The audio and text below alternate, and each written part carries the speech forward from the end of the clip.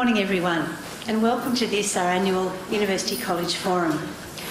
We respectfully acknowledge that we're meeting on the traditional land of the Kulin Nation and acknowledge the elders past and present of the land on which we now stand. Once again this year, the idea for the forum was a brainchild of college governors Dr. Patricia Edgar and Dr. Don Edgar. At the outset, therefore, I would like to thank Patricia and Don for their inspiration and dedicated commitment to the organisation of this important college event. Each year, we tackle a topic of current interest. Ethical values for Australian society, the impact of social media have been our topics in the last 2 years. This year, we decided to look more broadly at the future for Australia. Now, we do not want to take a futuristic, stargazing approach, but rather to suggest that we create our future by what we actually do ourselves. We're not passive victims of change, but rather active participants in creating the type of society we will become, a message we hope our college students will take to heart and apply as they move into the world beyond their studies.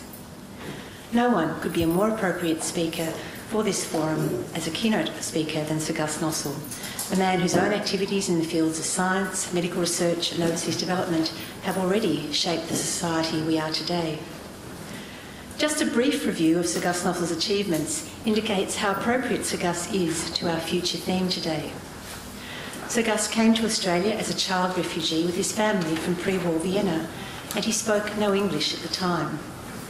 Not to be held back, he became dux of his school, graduated in medicine in Sydney, and at the age of 26 moved to Melbourne to work with Macfarlane Burnett at the Walter and Eliza Hall Institute in Melbourne. He gained his PhD in 1960 and became director of that institute aged just 35, guiding groundbreaking research in immunology. He was knighted in 1977 and received the Companion of the Order of Australia for his services to medicine, science and the community in 1989.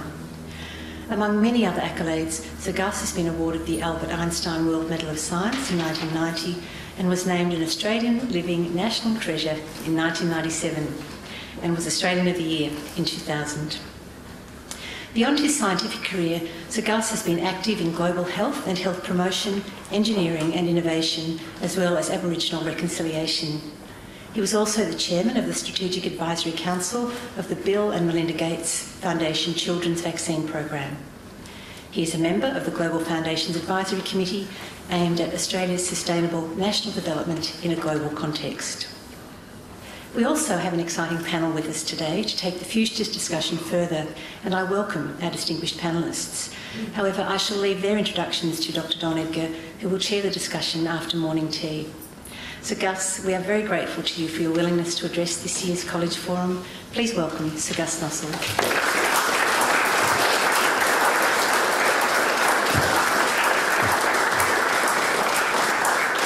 Madam Principal, Madam President, Dr. Patricia and Dr. Don Edgar, ladies and gentlemen, it's terrific to be here with you in this wonderful lecture theatre to address a very simple and straightforward subject. I'm going to begin in what you might think is a self-indulgent way, but if you give me a couple of minutes, you will soon get the point. I'm going to begin by talking about the Nossal High School. Now, what on earth is the Nossal High School? Well, it is a selective school for kids who have gained top marks in a particular entrance exam, which is the same entrance exam that you have to face for going to McRobertson's Girls High or to Melbourne High, which is the boys' school. Now, interestingly enough, Sydney has 17 selective schools.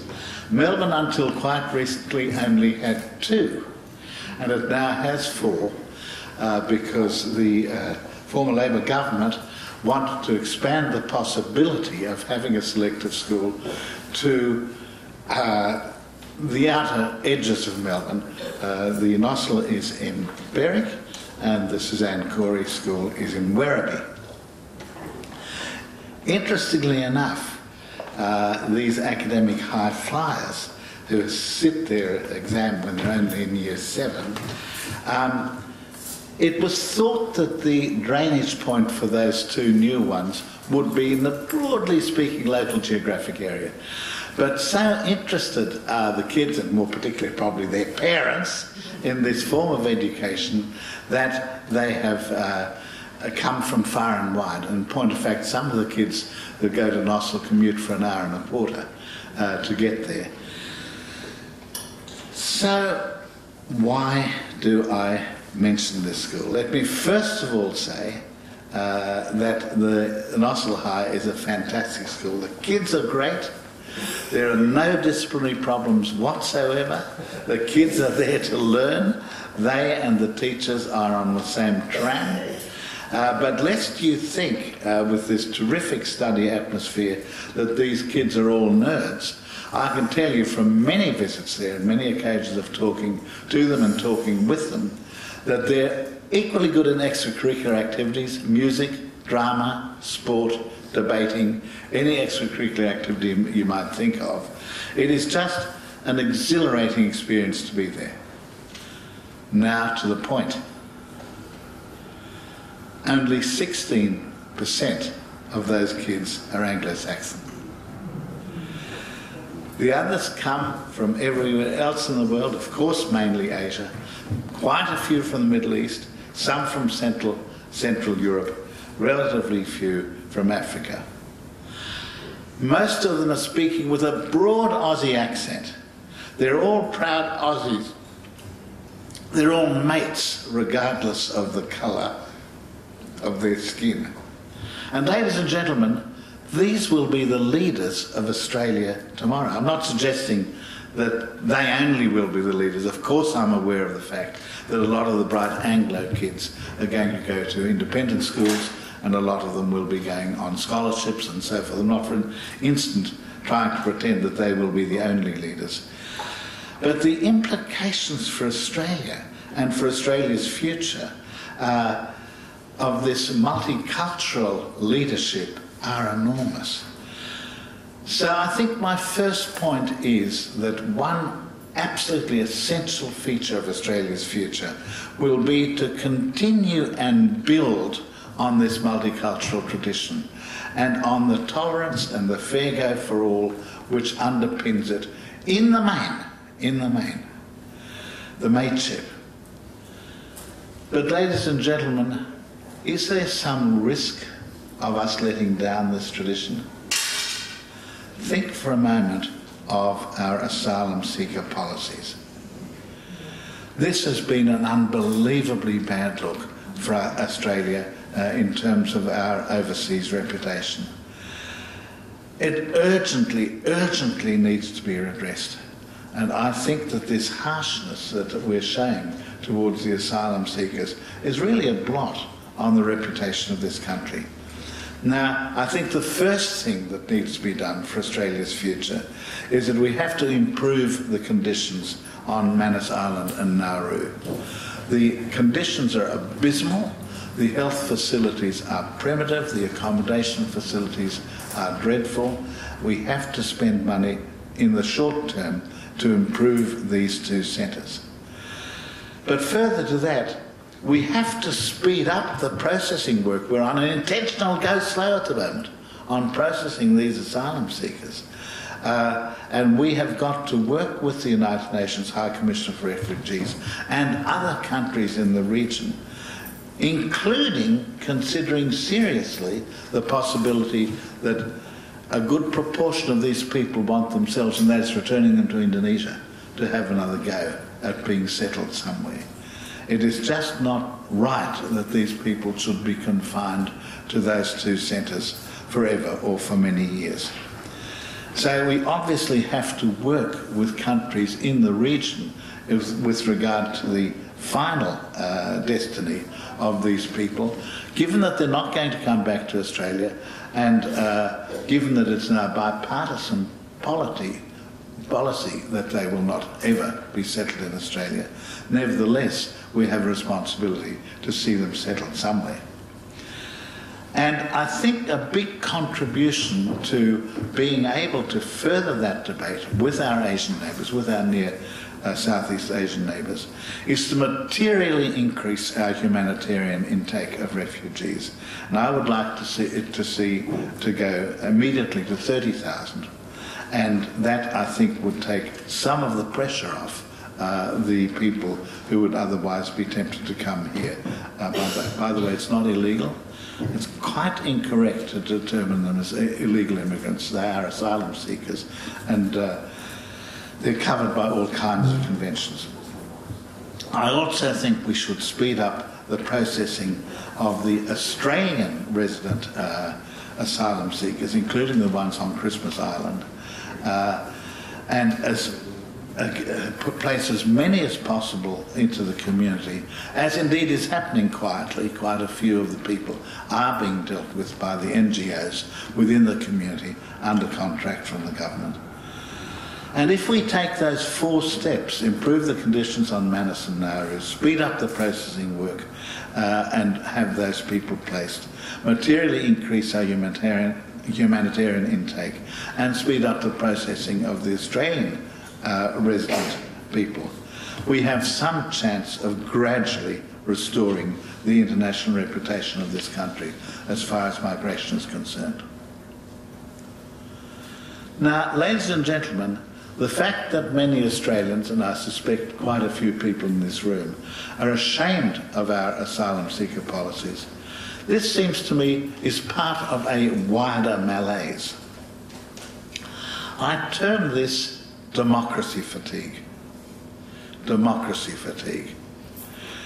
There is a dangerous, vicious cycle at work in our community. We don't respect politicians, we pillory and lampoon them, and this societal attitude militates against talented young people going into politics.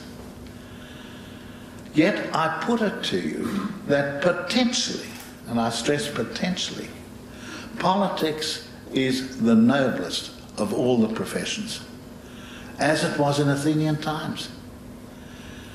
Goodness me, a government of the people, by the people, for the people. What could be a nobler intent? But our disillusionment is intense. There are 400,000 young Australians who have failed to enrol to vote. They've just opted out. They said, no, we're not going to be bothered voting. And the vote going to the minor parties are at historic highs, particularly, of course, the Greens. The vote going to minor parties are at historic highs. It's been a long time since either Labor or the Coalition have had a majority of first preference votes. Now, ladies and gentlemen, that's unusual. That's not really traditional in Australia. And the instability that creeps in with these minority governments that then have to do deals with minor parties and with independents, that's not good for democracy either. It is not going to mean being able to take the risk-taking, forward-looking policies that might drive Australia further into the future. Now, ladies and gentlemen, this is not an impossible dream to upgrade the level of our politics. There are good performers in politics. People like Tanya Plibersek and Josh Frydenberg and Kelly O'Dwyer. For Australia's future, we need more of these sorts of people, top quality people with good minds and good intentions. And I actually think the majority of politicians are well-intentioned people. They're not necessarily all of them are intellectual high flyers, but they are well-intentioned people and they work hard. And I think we have to work very hard. We've got to begin by reforming party structures, encouraging less toxicity in the public debate, and urging the Fourth Estate in particular also to take less polarised positions. Ladies and gentlemen, for Australia's future, let's return politics to the kind of civility we had in Bob Menzies' day, which certainly didn't deter robust debate. It certainly did not. We have to reverse democracy fatigue. We have to do so urgently. Now let's return to our multicultural population. and start on the theme of Australia in the Asian century. Asia has some terrific advantages in the quest to become a significant and influential middle power, but perhaps particularly with respect to the countries of Asia. First of all, English language and culture. This isn't so often mentioned, but English is the language of business. English is the language of science. They often say that broken English is the lingua franca of global science. It certainly is of business as well. So that language is important, and many of our neighbours seek to learn to speak that language and speak it properly. And don't underestimate the importance of the culture. And I'm speaking not now of the great and grand culture of the Aboriginal and Torres Strait Islander people to which the principal referred. That too, of course, is a fantastic heritage. No, I'm referring to the culture which essentially is still British in nature. The culture that we inherited from the first white settlers who came from Great Britain. And what do I mean by this? I mean the governance structures of the Westminster system. I mean the rule of law and the separation of powers with a completely independent judiciary. And very importantly, freedom of the press. Ladies and gentlemen, the basic sanity and restraint of our heritage from Britain, of course it's been modified, and of course there's been a lot of Americophilia more recently. And of course these are not absolutely directly translatable to our Asian neighbours. But let me tell you something. There is a certain yearning in the intelligent leadership elements of the countries to our near north.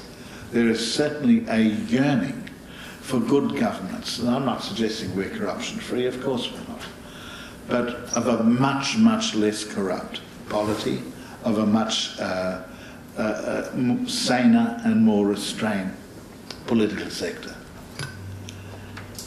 Now, in arguing for us as agents of export and translation of these sorts of values, I also want to speak about the excellent business opportunities that naturally flow therefrom.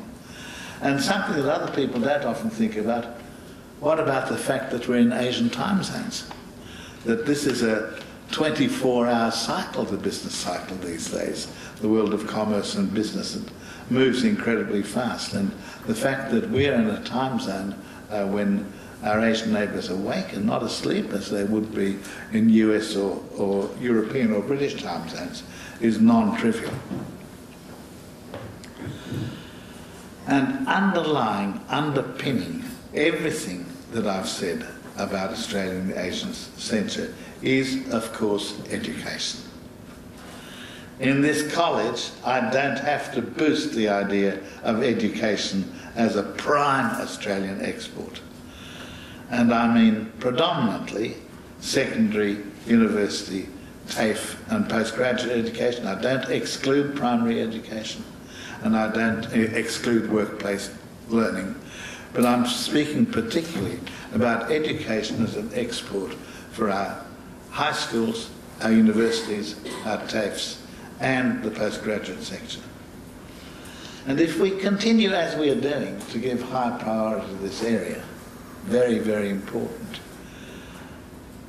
it's self-evident that the people who come here, who do their studies here, who accommodate to our norms, at least over the period that they're here, who see the mateship, who experience the friendship,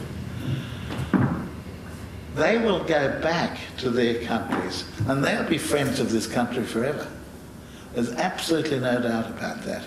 And so the leaders that will be forged by the educational experience that they've had here they'll become leaders in their own country, and they'll become our friends and partners in Australia's future.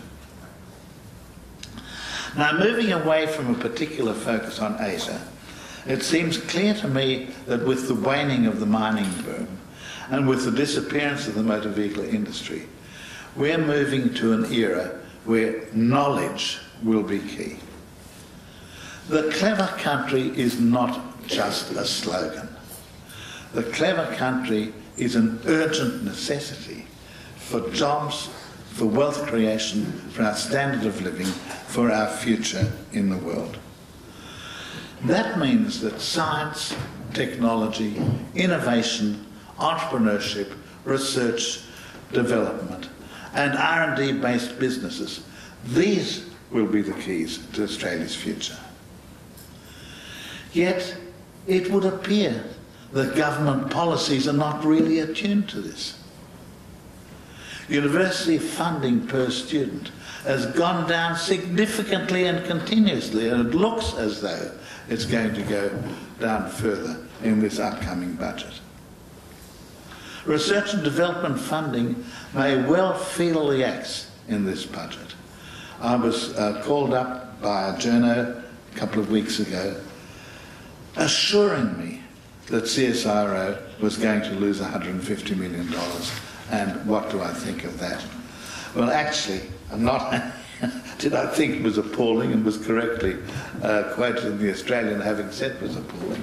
But I actually think that what's happening here is these inspired leaks are softening us up, because if in fact the cut is not 150 million but 75 million, we'll all say, how wonderful, it's not as bad a cut as was first thought. They're good at doing this. It's very cynical, but governments of both persuasions are good at doing that sort of thing, flying up the balloon, and then when the hit comes it's not quite as bad as you thought, so oh gosh, that's okay.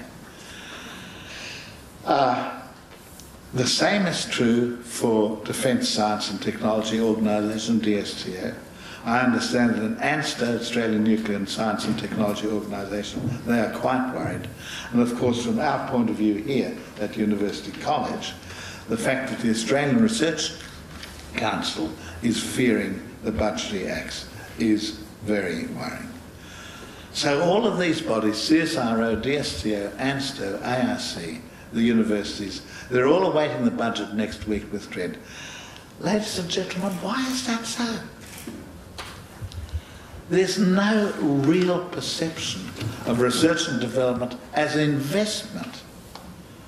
It's rather regarded as a discretionary cost, one that can be axed when the going gets tough. What's the meaning of the fact that we have no Minister for Science? The first time in my living memory, no Minister for Science. It may not mean very much. It may just mean that Abbott wanted the names of some of these departments of state, which ranked at 20 words in some cases, to be simplified. I hope that's the case. But it's not a good look. We can have a look at a few international statistics to try and document this point a bit more closely. Gross expenditure for research and development in Australia is round about the OECD average at 2.2% of GDP. But this is so far behind some other countries. The notable standout is Israel at 4.5% of GDP, but also, maybe more germanely to us, countries like South Korea, Finland, Sweden, Singapore, they're not far behind Israel. Far greater spending on research and development per GDP or per head of population than ourselves. And for once, I'd have to say, government is not the culprit. It's industry spending that is lagging behind. Business expenditure on research and development, business enterprises don't understand the value of R&D. In Australia, BIRD, the business expenditure on research and development, is 1.2% of GDP. In Israel, it's 3.5%. In Korea, it's 3%, and so on. So once again, our businesses don't understand the importance of R&D to future job creation and wealth creation. But listen to this one. Our venture capital available to entrepreneurs who want to start a new high-tech science-based business is 1/15 that of Israel on a GDP basis, 1/8 that of the USA. And collaboration between business and universities and research institutes, so the innovators turning to great places like this for their collaboration and inspiration, very low by international norms. Yet, in the face of this evident misconnection, what does the Commission for Audit recommend? The Commission for Audit, if you please, says you should abandon the cooperative research centres. Now, those of you who are not too familiar with the R&D scene in Australia should know that the CRCs, the cooperative research centres, were a very clever idea of former Chief Scientist Ralph Slatyer, who happened to be a schoolmate of Bob Hawke's and was able, when Hawke was Prime Minister, to persuade him that he should create these CRCs. And they are a very clever bribe. What a CRC is, you put, it was usually $2 million a year for a 7-year period, so a substantial sum, on the table, and ask the proposed cooperative research centre to match it, or at least match it.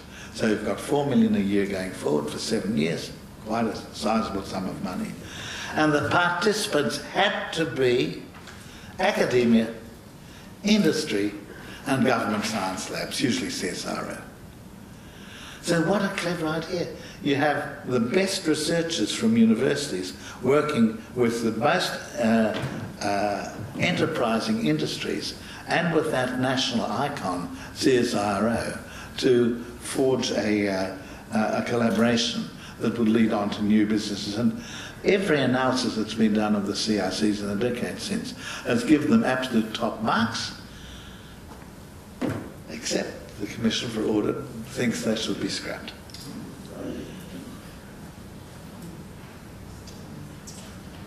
With Australia's record in research-based innovation being so good, everywhere from the stump jump plough to Wi-Fi, why is it so?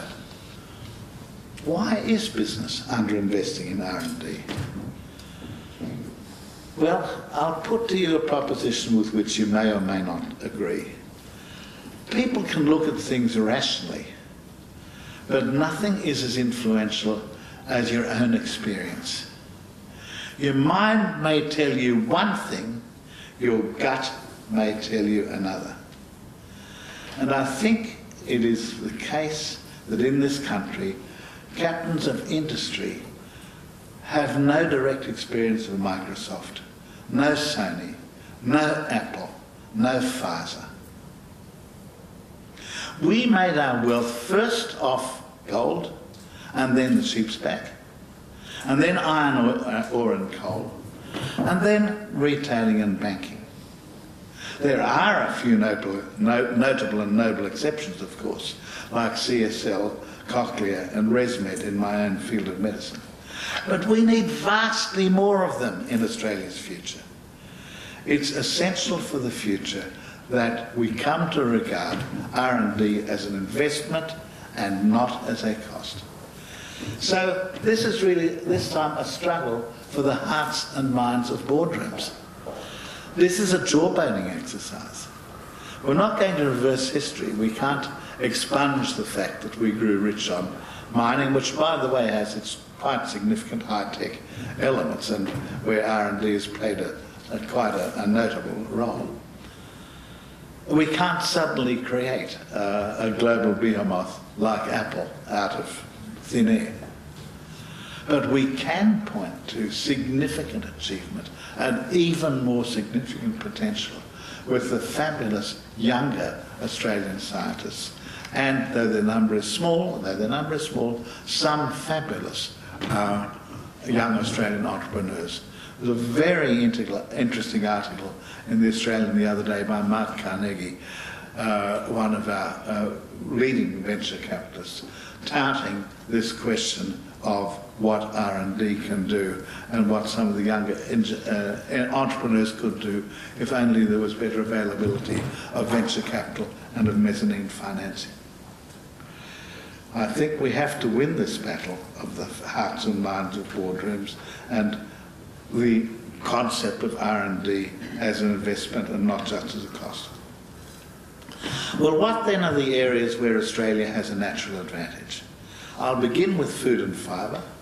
This food ball for Asia is not just a slogan, and it's not just raw commodities that I'm talking about, but I'm very interested in the potential of value add. There's a lot of R&D in the food growing and processing areas, and we're good at it. In dairy, for example, we're good at dairy. Dairy is one of Victoria's biggest exports, but we're well behind New Zealand when it comes to adding value to our dairy products. Things like yogurt and cheeses. And they've also been better marketers than us too. In horticulture, we're doing well in grape and wine, but we could do so much more as China becomes a major consumer of higher value goods. The Sunraysia area is expanding dramatically in high value products like nuts and olives and so forth. There's a lot more that can be done. And I actually think there are tremendous opportunities in meat as developing countries like Indonesia, China and even India, where there's an expanding middle class, increase their consumption of the sort of high-value protein that meat represents. I'm quite interested in the Northern Territory. There's a vast spaces there with a very sub-optimally developed cattle industry. Huge places that are not properly watered, not properly fenced, not properly developed. It needs capital, and that expanded could lead to a very much increased series of exports, both of live cattle and of processed meat. The AA company are going to build a great big abattoir in Darwin in the hope that this will of course add value and make it not just live cattle. And yes, all of this is R&D dependent. All of this depends on the R&D like the CSIRO, Centre for Tropical Agriculture, is so good at doing. Let me turn now to smart manufacturing. For example, medical devices. I've mentioned Cochlear and ResMed, the bionic ear and the sleep apnea device, which lead the world in their particular technologies. I'll say a few words about the bionic eye. This is a large R&D project involving the University of Melbourne, Monash University and the University of New South Wales towards a bionic eye. What is a bionic eye?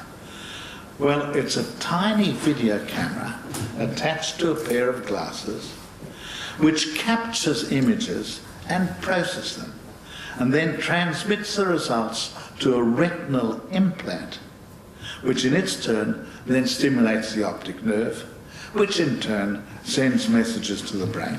So in principle it's exactly like the cochlear implant. So far, 3 individuals have received the first rather primitive bionic eye.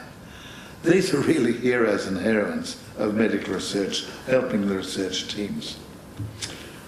In these first steps, all these 3 people can see is blob-like shapes, but the sight, in quotes, is good enough to allow them to navigate their way to a target without the help of their seeing eye dogs or their cane. And while a commercial prototype is still quite some time away, and thereby hangs a rub, because where's there going to be the venture capital for this type of high-risk, high-reward thing? This group is leading the world, there's no question about that.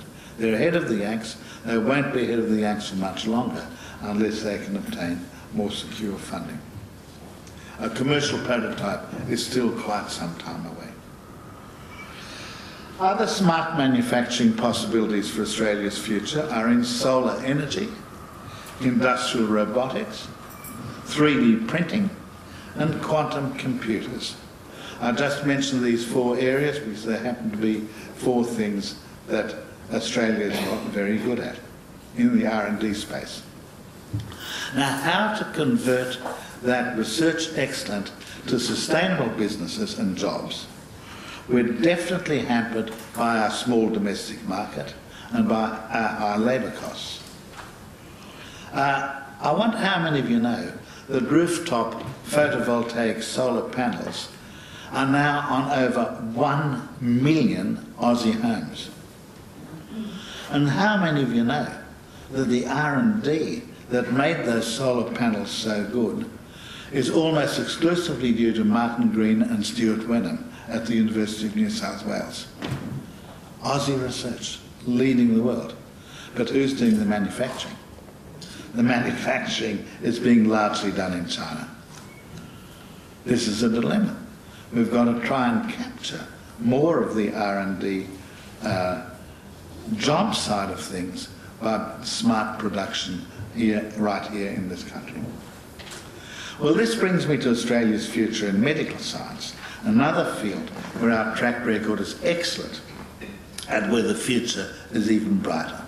I'll single out just 3 areas, and I stress each of these is, of course, a global struggle, and the Aussie part only a single piece of the jigsaw. I'm not trying to pretend that Aussie does everything in these 3 areas.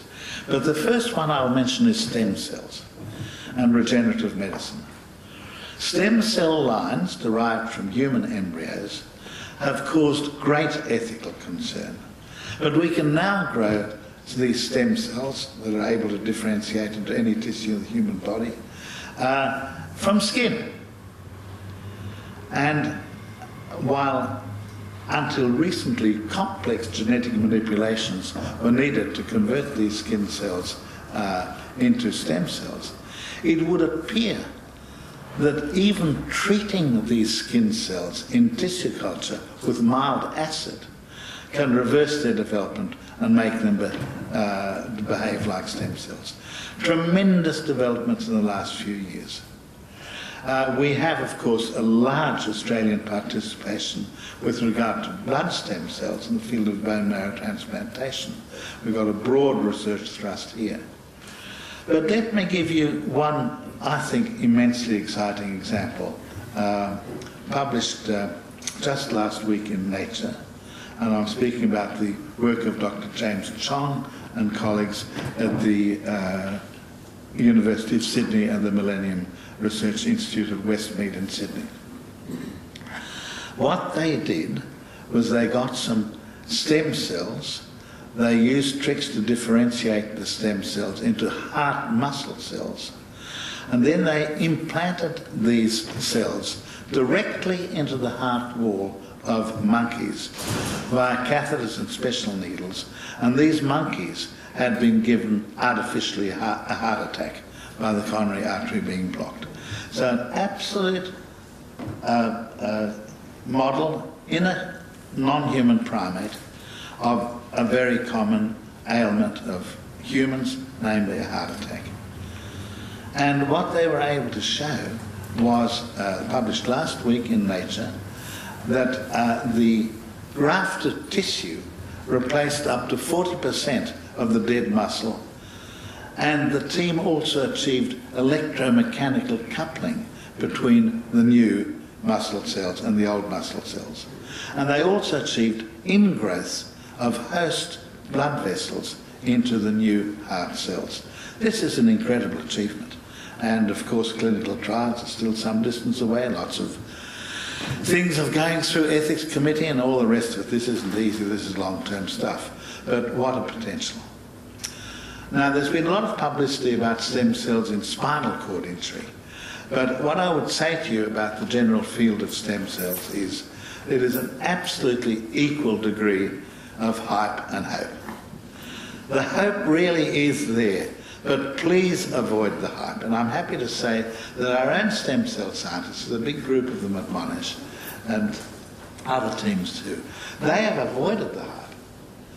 The hope is tempered by three major problems, namely immunological rejection, the question of will the cells integrate, and finally, will the stem cells themselves turn cancerous because of their enormous replicative potential.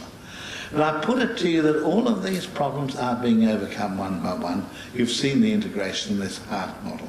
So equal levels of hype and hope. The second area, new treatments for cancer. There have been enormous strides in the understanding the gene mutations which underlie cancer, the so-called oncogenes. When an oncogene is turned on, it sets up the cell for the possibility of cancer. There are also tumour suppressor genes. When these genes are turned off, the possibility may be cancer. There are also cell death genes, the famous field of apoptosis. Turning off the cell death genes, anti-apoptosis genes, makes the cells targets for cancer. Now, what is new here? Well, what is new is that we can now genetically sequence the cells of the cancer. And bear in mind, genetics is not just something going down the generations. Every time a cell in your body divides, there's a possibility for genetic mutation.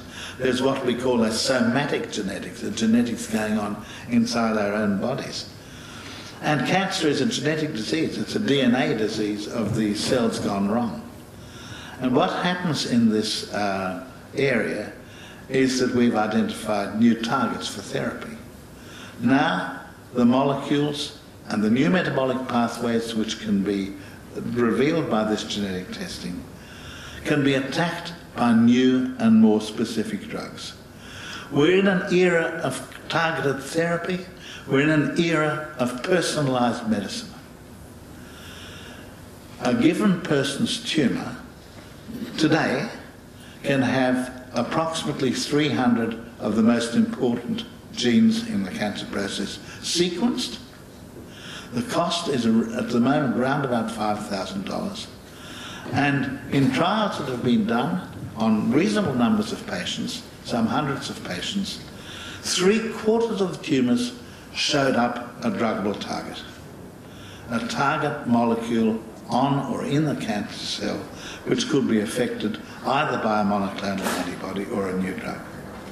Now, the drug may not yet be licensed, it might still be an experimental drug, or it might be a drug that's been licensed but for not that type of cancer. And so the patient concerned may have to go into a clinical trial, and if the patient has an already licensed drug which is licensed, say, for breast cancer, but they happen to have pancreatic cancer, they may have to pay a very large amount of money for that drug. It's not yet a therapy for everyone, but it is here and now, the era of personalised medicine based on genetics, and I tell you, the costs will come rocketing down. Australia is in a leading position in this field. I'll finish up with my own area of vaccines. I believe vaccines are history's most cost-effective public health tool. They've made epidemic disease almost a thing of the past in the industrialised countries. And I'll tell you about what vaccines have done in the third world. 50 years ago, there were 20 million deaths of children under 5 in the world. Now, there are 6 million, even though the population is much larger. This is a question of the glass being half empty or the glass being half full. I prefer to think the glass is half full. That's a 3% per annum compound improvement in under 5 mortality, and 1/2 of this is believed to be due to vaccines. But we have no vaccine for HIV/AIDS, we have no vaccine for malaria, we have a vaccine for tuberculosis, the PCG, but it's no good for the pulmonary tuberculosis of adolescents and young adults. It's good for infantile tuberculosis, but that's not the real problem. Australia has very strong research programs in all of those three areas, malaria vaccine, HIV/AIDS vaccine, TB vaccines.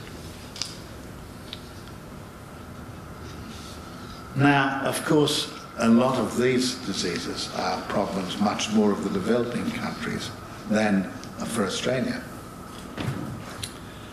So the fruits, if they come, have to reach the developing countries via foreign aid.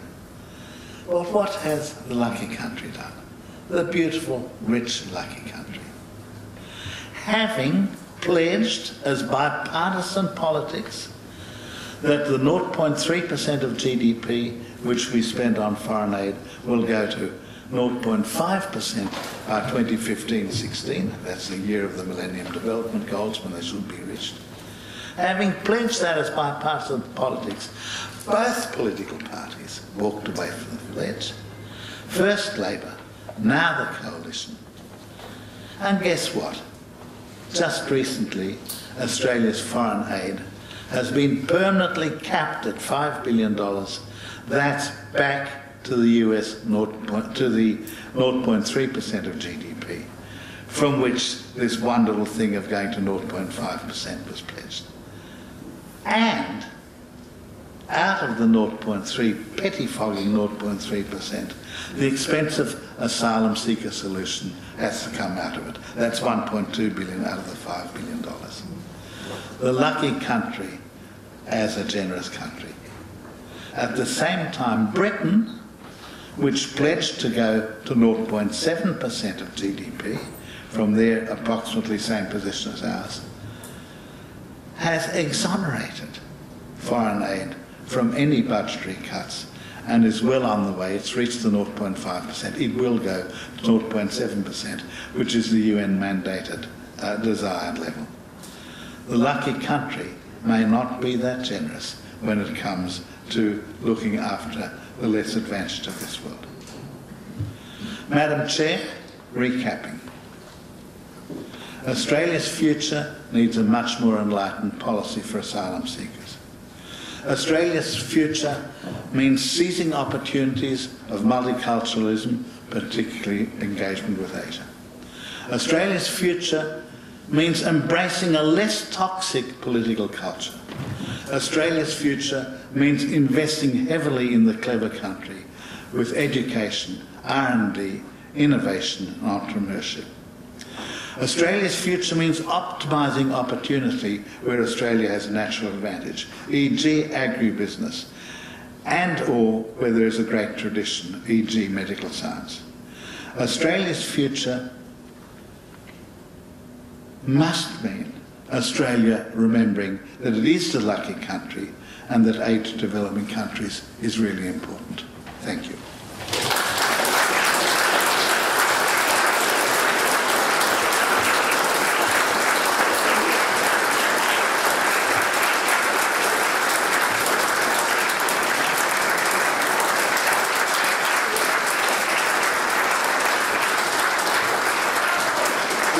We've got about 10 minutes for questions before we break for morning tea. Gus Nossal. Gus, I wondered if you could just talk briefly about the place of philanthropy versus direction of government funding. Yes. We've just seen a huge philanthropic bequest from Ramsay to the Foundation, $3 billion. You've been involved with the Gates Foundation for many years and see the incredible effect of philanthropy in the world of vaccinations. Could you talk about this seeing in Australia and where you see that philanthropic funds may be able to work in a very effective way? Yes, well, I'm very pleased that you asked that because I'm a great believer in philanthropy. I've got the very great honour of being a patron of Philanthropy Australia and been very involved in the sector for a long time. I think you're absolutely right that philanthropy has to be arm in arm with government in promoting good causes of all sorts. Interestingly enough, philanthropy can be more risk-taking. Governments don't like to take extreme risks. And one of the things that I always used to try and do when I was chairman of the Felton Bequest, which has a relatively small budget for social welfare, was to do innovative and different things and make them so successful that eventually government has to pick them up later on. Now, the macro statistics here are interesting. On a per GDP basis, Aussies are about half as generous as the US, and considerably less generous than the UK as well. But that doesn't mean we're ungenerous, but you know, a lot more could be done. The large philanthropic foundations in this country, I think, are well led, work very well. No, we haven't got anything as big as the Gates, but there's room for large and small. My wife and I always have this terrible exercise at the beginning of June when the literally hundreds of good causes that we're going to try and support personally have to be dealt with. So we put them all out on the big dining room table, and I shove half of them over to my wife and say, there, yours, and we do as much as we can. So the little philanthropy is also important. So when you go to, you know, Salvation Army Red Shield Appeal or the Australian Red Cross, which 2 of them crossed my desk yesterday, out of the many, you know, the little person does some good. Then you have your Maya Foundations, your Potter Foundations, your Pratt Foundations, which can do things in big leagues. They're both very important, best of all when they're linked together, and best of all when they also link with government programs.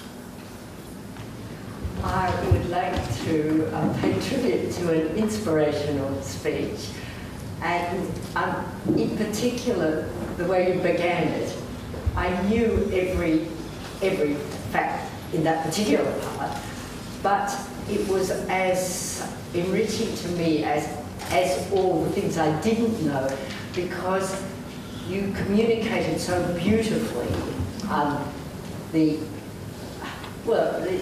terrible current situation, and I have felt depressed and alienated from the world I live in, and been extraordinarily bothered by the way even those I know that share these views seem to have some huge problem about actually talking about them. Yes. And I would like to ask a sort of question, which is, listening to you, it seemed to me to be that communicating the importance of science also, but communicating these concerns seems to be an enormous problem in present day Australia, much more so than, you know, say when I was young. And have you any suggestions as to how we could spread these awarenesses? Yeah. Well, look, I think the answer to your question is basically engaging more in the democratic process. We're very lucky in this country, despite Tim South Pomasan's fears. We are allowed to say what we think in most instances in the world. We can speak up. We can write to the papers. We can lobby our local MP. We can write to ministers. We can do all of these things. Most importantly, we can discuss these things amongst ourselves. And eventually, if enough people do that, there'll be a people power change. Because on the whole, politicians respond to pressure. They respond to what they see as being the zeitgeist of the people. I don't think there's any magic wands here. I mean, I think the media are very important. I happen to still think that the irresponsible broadsheets are very important because they often set the media agenda. Things like the Age and the Oz. No magic bullet. I wish there were, but there is no doubt that some of our recent policies have made us look not as good as we used to look in the international arena. Thank you for most inspiring talk. Last week I had the process, quite a recent process, done on my hip where my blood was taken to my arm and it was put in a centrifuge and the platelets were raised to the top and then the platelets were injected back into my hip. Does science envisage this sort of thing happening in this, that you can now make stem cells from skin cells, that in the same half hour you could have your skin cells and stem cells injected in with a view to cancer, curing cancer? The answer to the question is yes, but perhaps not quite yet, but yes. I wonder whether how many of you know that what our great interlocutor has just said is uniquely the work of Don Metcalf and his team at the Walter and Eliza Hall Institute.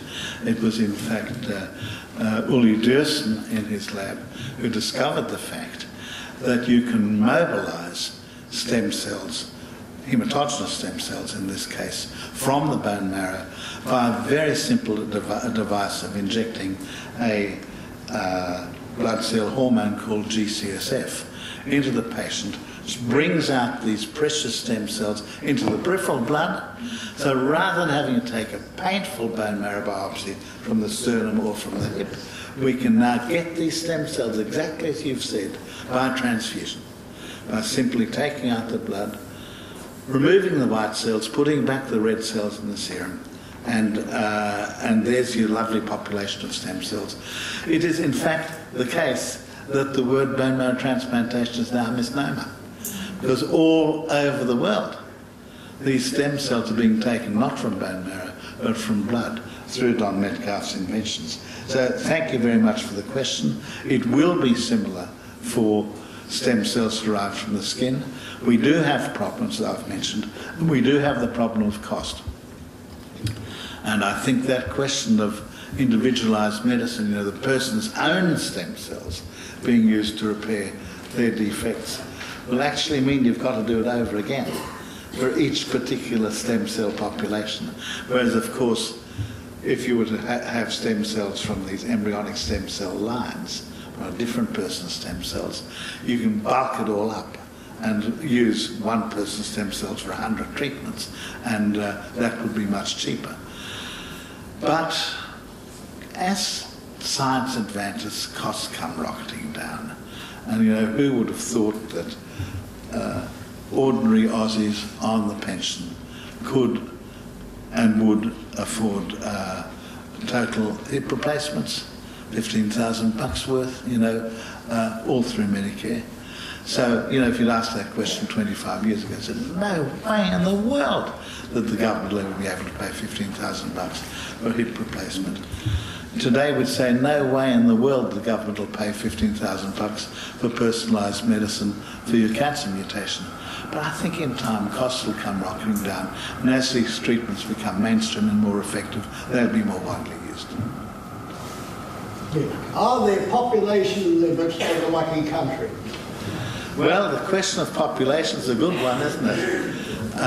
As a migrant to this country myself, I'm for migration. I'm for an active and high migration problem. And as a great believer in the future of this country, I would like to see us as a middle-sized country with a very great influence in the region. And I can't look that far ahead, but I would, a population of 30 to 40 million Australians wouldn't worry me at all. I'm aware of the fact that we're a large country that's really only got a small rim of readily of a fertile country, and there will be limits for sure. But I think at this, you can only really look 10 to 15 years ahead in life. And for the next 10 to 15 years, I'd like to see both our natural population growth, which is modest, and our migration growth continuing roughly at about their present level. Sorry to It'll have to be the last one. Okay, thank you for your speech. It really touched on something that I've been thinking about a lot, and that is that Australian governments, whether they're Labor or really shy away from making long-term investments, whether it be in research, where you really need a long period of time to get a good result, or infrastructure for that matter. Now, it appears to me that Australia is this great haven of creativity, but there's this massive brain drain of the seats. For example, the group at the University of New South Wales have fragmented off, a lot of them working out in California. Do you think, given that following the election of the Senate and all the controversies surrounding that, do you think if we had a longer electoral cycle like a lot of the countries that you mentioned, like Israel or Germany, 5 years instead of 3 years, do you think that governments would be more courageous in their investment? I definitely do. I think you've got to take steps one at a time. There was relatively little dissent when some of the states decided to go to a 4-year electoral cycle, and furthermore, another important thing, to a fixed day in the year as we have here in Victoria, and as they have in the United States for all of their elections. 4 years would be better than 3. I personally think 5 would be better than 4, but in point of fact, 4 would be an interesting first step. I think the biggest single factor militating against the constitutional change that would bring that about is that people are worried about giving senators 8 years. They think if the person is a crumpet and no good, let alone if they're corrupt, 6 years is long, but 8 years is too long. I disagree with that argument.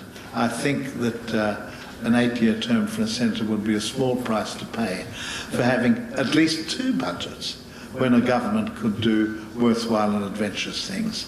I mean, the electoral cycle starts 2 years before the next election, so essentially we've only got 1 budget which governments will do things.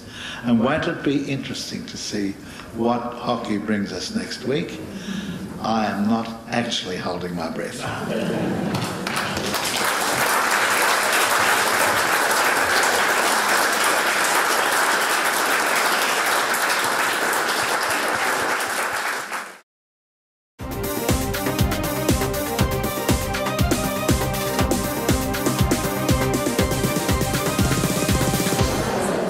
Okay, can we make a start, please? If everybody would take their seats. We've had a very interesting and provocative address from Sir Gus, and you'll have an opportunity to ask more questions of him as we move along. But I want to start the discussion off by introducing the panel members one by one, and I'm going to ask each of them just to answer in a few sentences first, so you know where they're coming from. What in their own area of work and expertise do they see as perhaps the biggest challenge facing Australia's future? Now, it's a very broad question, but I'm sure they'll have some very interesting responses, and then we'll open it up to questions and so on from the floor. We have a number of students who've already been discussing the forum in advance, and they have some questions which, where appropriate, I'll ask them to stand up or get the microphone and ask their questions. So let me start from my right. Simon Holmes-A-Court. Simon is an entrepreneur, a young entrepreneur, as Sir Gus was saying we need more of, and he's working at the intersection of energy, water, the environment and community action. He led the pioneering Hepburn Community Wind Farm project, which won the 2011 Victorian Premier's Sustainability Award and the 2012 Banksia Environmental Award and the 2012 World Energy Award. So he's eminently suited here. Simon also established Embark, a not-for-profit that helps other communities benefit from the necessary shift to clean energy in the future. And his Melbourne-based water technology group, which is called Observant, builds solutions that help farmers better manage their water. Observant is now exporting its Australian know-how to California and other agricultural regions where water is increasingly scarce. I've known Simon since he was a teenager, and I've always admired the way he's applied himself to community causes aimed at improving our future. So Simon, let's start with you. What do you see as the most challenging future issues in your field of interest? Thanks, Don. Some people talk about peak oil, and recently people have talked about peak coal and peak this and peak that. I'm concerned about peak enlightenment, and that's we've had several centuries of great faith in science, of great reverence for education, and sometime, certainly in my lifetime, we've started to see science as becoming a belief system, an alternative, that you can pick and choose whether you want to believe in science or not. I think this is a terrible reversal of an amazing legacy we have that's responsible for much of the things we hold dear. How do I think we need to address this? I think critical thinking needs to be it needs to be instigated, reinstigated back into our society, taught in our schools and revered in public discourse. I think we need to very urgently address the influence peddling that corrupts our political process, that corrupts our democratic processes, and undermines our ability to use the critical thinking and to use our scientific legacy for the advancement of society.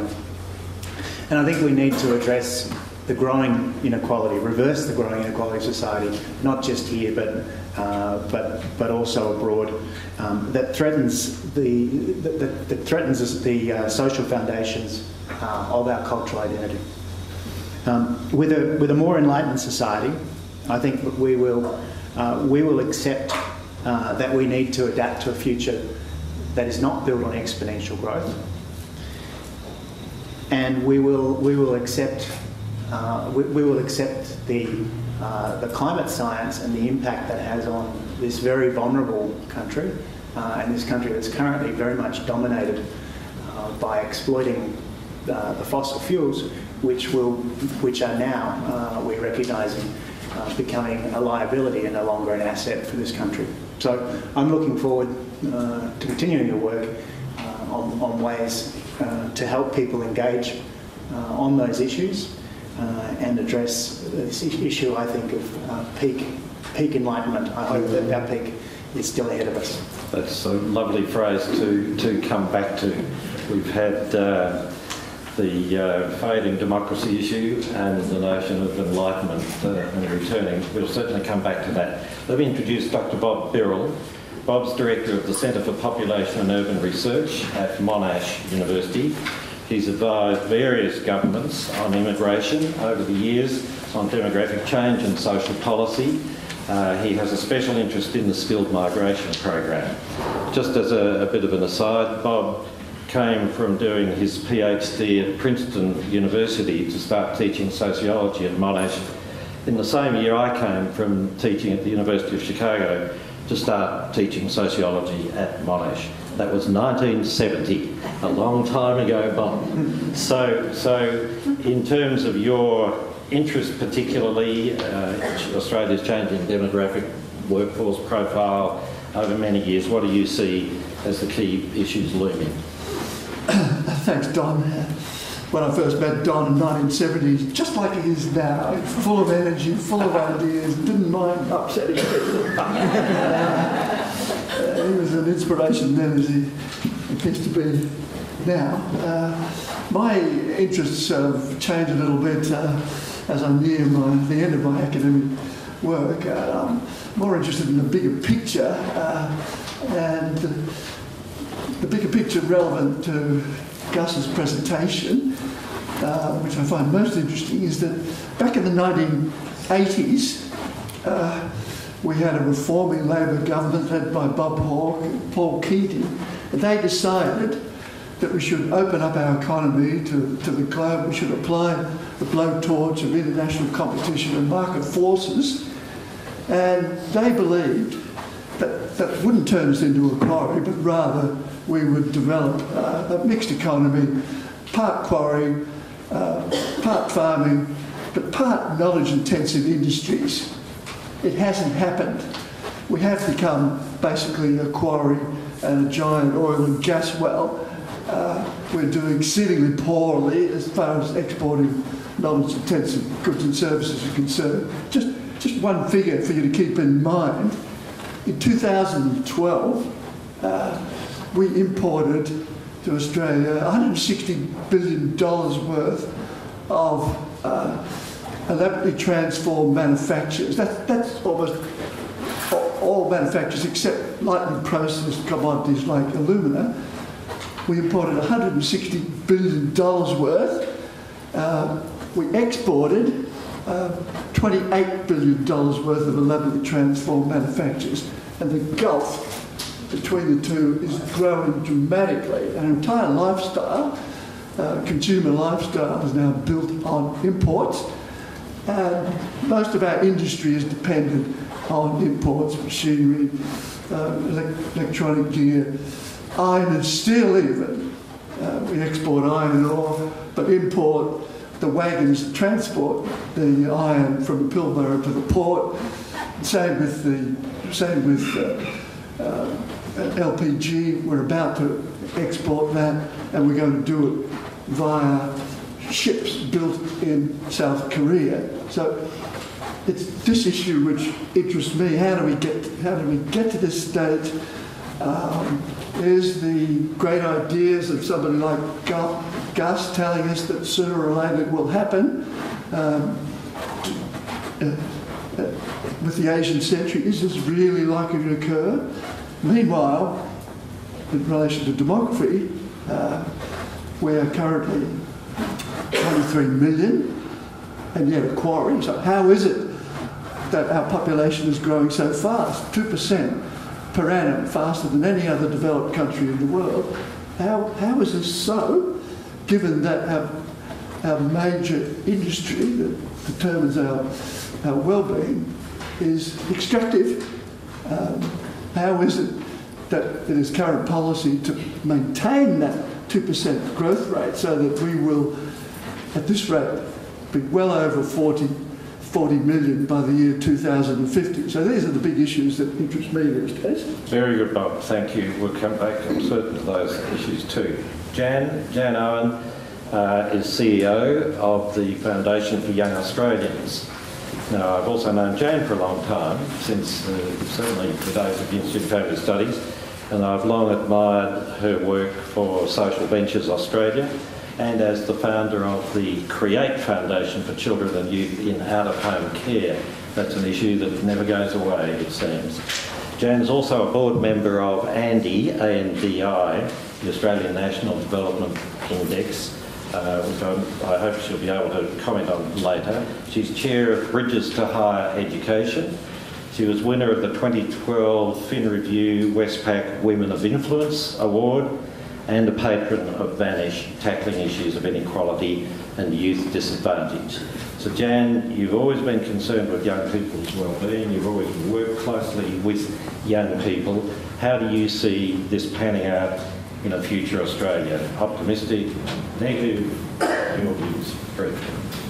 Thank you, Don, and thanks for the invitation to be here today. I only see incredible opportunity, actually, everywhere I look. And in all of Gus's topics, which I thought were incredibly eloquently articulated, as always, I just see opportunity. And I see it in things like democracy. I see it in things like the fact that the Australian Youth Climate Coalition and the Oak Tree Foundation both have double the number of members of any political party in Australia. So I see young people actually exercising their democracy, just not in the ways that have been the traditional ways to date. But I see them absolutely exercising their democracy, their democratic rights, and standing up for things.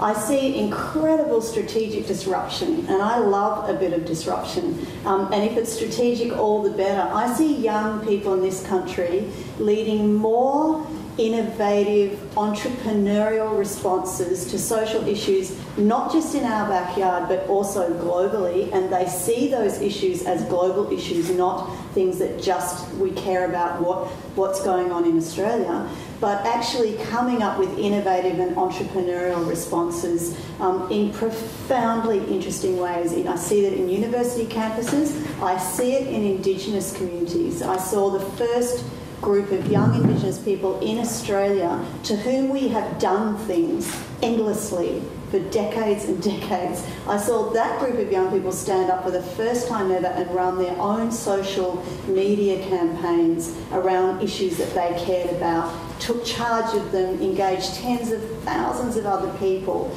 to get action on things that were a concern to them. And then lastly, I see this incredible opportunity of our engagement but immersion in Asia. Not just an engagement in Asia which sees us digging stuff out of the ground and flogging it as far and wide as we can, but actually of young people deeply engaging, going and spending time in Asia alongside their peers at the age of 18 and 19 and starting to understand each other before they work together. That's never happened in the numbers that it's now occurring in Australia. So I just see incredible opportunity for young people, and I am very, very optimistic about them, about their capacity, about their capability, and about their enthusiasm for the future. Fantastic, thank you very much. Now let me introduce someone I am very familiar with, Dr. Patricia Edgar. She's the one I've known longest of all. In fact, tomorrow is our 54th wedding anniversary. And she's not ageing. She's just going from strength to strength. Patricia's been, just by way of background, an academic in communication theory and sociology. Left university life to establish the Australian Children's Television Foundation, which she ran for 20 years. Still chairs the World Summit Foundation on Media for Children. The next World Summit is in Kuala Lumpur this September, and has just published a provocative new book called In Praise of Ageing. So, Tricia, in terms of those sorts of issues you're involved in now, what you see as the most important targets for a more mature Australia? Well, thank you, Don. The most important change that I see is absolutely fundamentally necessary is to change the attitudes to ageing. My father was born in 1905. His life expectancy was 55 years. He lived to be 95. Now, since I've been born, life expectancy has increased up to 30 years plus. Yet we still talk about old people as being 60. You know, when the old age pension was introduced at 65, there was no expectation that very many people were going to live that long. And so, yes, it's well overdue for an increase, because between 65 and 70, we are still in our prime.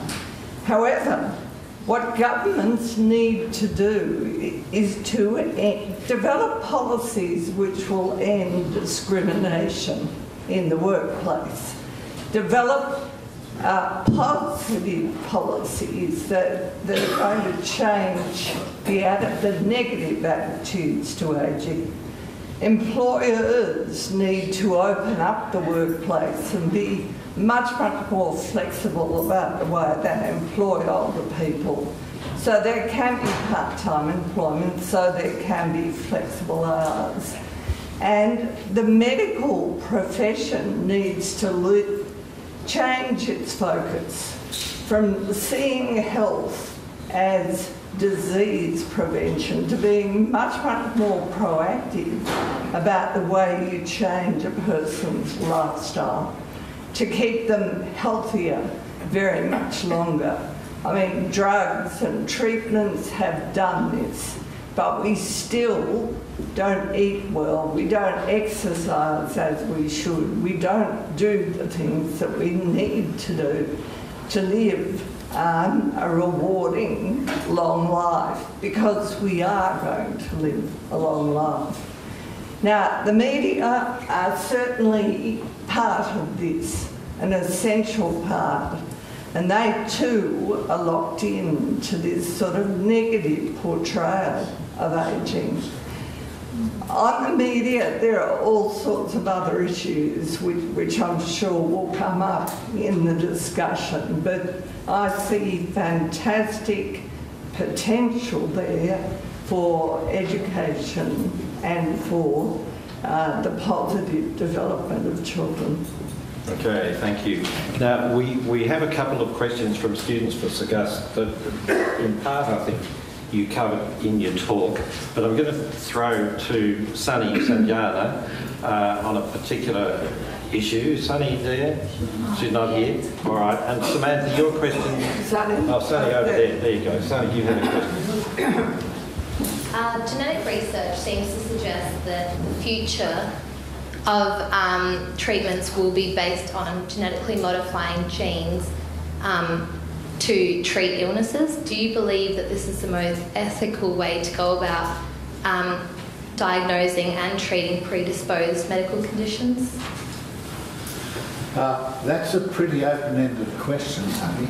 I've mentioned one particular subvariant which you might even not consider to be genetic, namely that's to look at the intimate cells of the cancer itself and see how the DNA of that cancer cell has changed. And there's, I think, no ethical problem whatever in doing that. My main problem with that is at the moment the expense is outrageous and therefore the treatment is not universally accessible.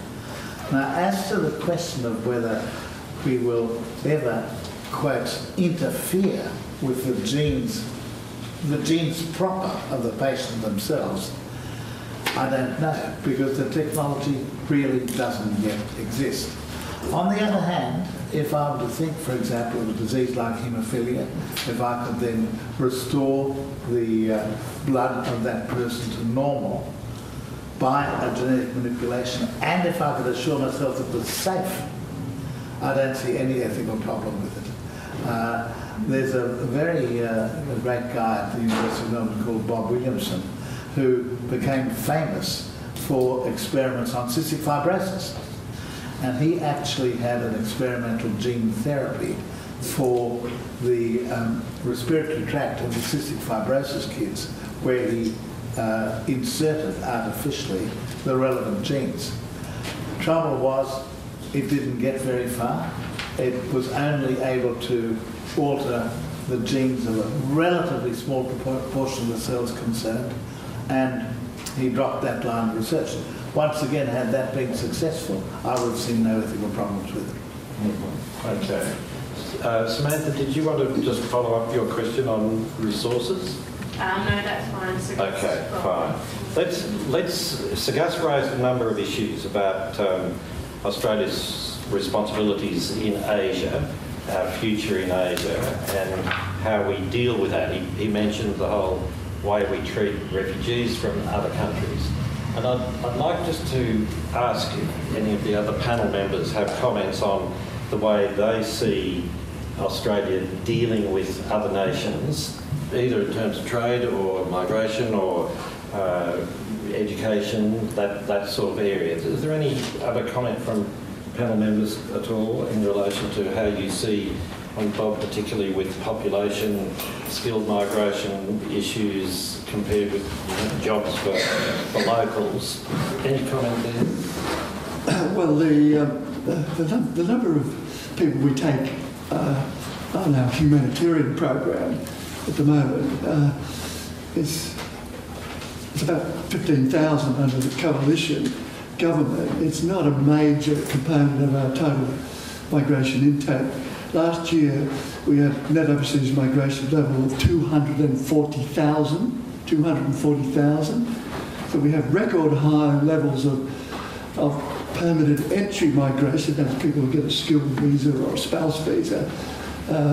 But similarly, record high levels of temporary entry migration to Australia through working holiday maker, 457 visa, students, visitors, and so on. And it's all these flows together that are generating this extraordinarily high rate of population growth at the moment. And the refugee component doesn't really have much to do with the broader resource issue, since it's a minor contributor to the overall number. The big picture there is, can we really accommodate growth at the rate of 2% a year, doubling every 35 years, without a serious deterioration in the state of our natural environment and our quality of life? And I think the answer is pretty clear: we cannot. Okay, so Dalton, could I just talk about the media issue in relation to Asia, because it's a very significant issue, and the fact that the foundation I'm involved with runs world summits each 3 years, and this time, for the first time, the summit will take place in Asia, in Malaysia. And it's hosted by the ABU, the Asian Broadcasting Union.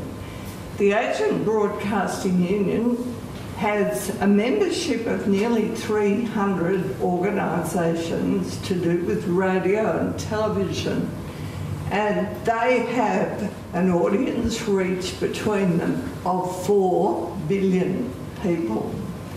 Now, the biggest group within Asia is, of course, young children. And there's 75 million children within Asia who do not go to school. What Asia is looking at in the media area is kind of importing the model from the West. That is the marketing-driven model, which is very much about consumerism and creating programs that is for entertainment primarily, not about education. And the real need for those children is for media to take a very, very strong role in developing programs which are relevant to their education. Because media, and particularly radio, will reach them where they may not even go to school. So there is all sorts of scope for innovation and program development that could be very creative and very positive. What are we seeing? We are seeing this government in Australia talking about the idea that the Australian network should not be run by the ABC. Mind you, what I've seen that the ABC have done on that network, I wouldn't rate all that highly, but there is huge potential for them to be doing so much more. So it's a massive issue, an issue where Australia could take a big role, a leading role, but there doesn't seem to be much recognition of that at this point. So, in relation to our relationship to other countries, I'd like to relate an experience I had in a forum hosted by John Gummer, who is Lord Devon, the chair of the UK's Committee on Climate Change, and former Environment Secretary, thought by many to be the best Environment Secretary the UK's ever had. And interestingly, to Australians, a very staunch Conservative and a very staunch Catholic. He was brought out to Australia 2 years ago to talk to our then opposition leader and current Prime Minister, Tony Abbott, and also to his spiritual advisor, George Pell. Obviously, Lord Devon was not that successful, but what he did leave a very strong impression with me when he said that climate change action is a Conservative issue, and we all scratched our head and thought, hang on, why is that the case? He said that in his mind that humanity had only ever progressed in prolonged periods of stability. That we needed stability in order to develop and move forward, and that if we think we're going to have these prolonged, a continuation of our current stability, when there are say 100 million people who live in the Ganges Delta, knocking on our door, or the hundreds of millions of people in coastal areas around Asia, if we think that we can sit here with 23 million people on this phenomenally large landmass without great political tensions, then we've got our head in the sand.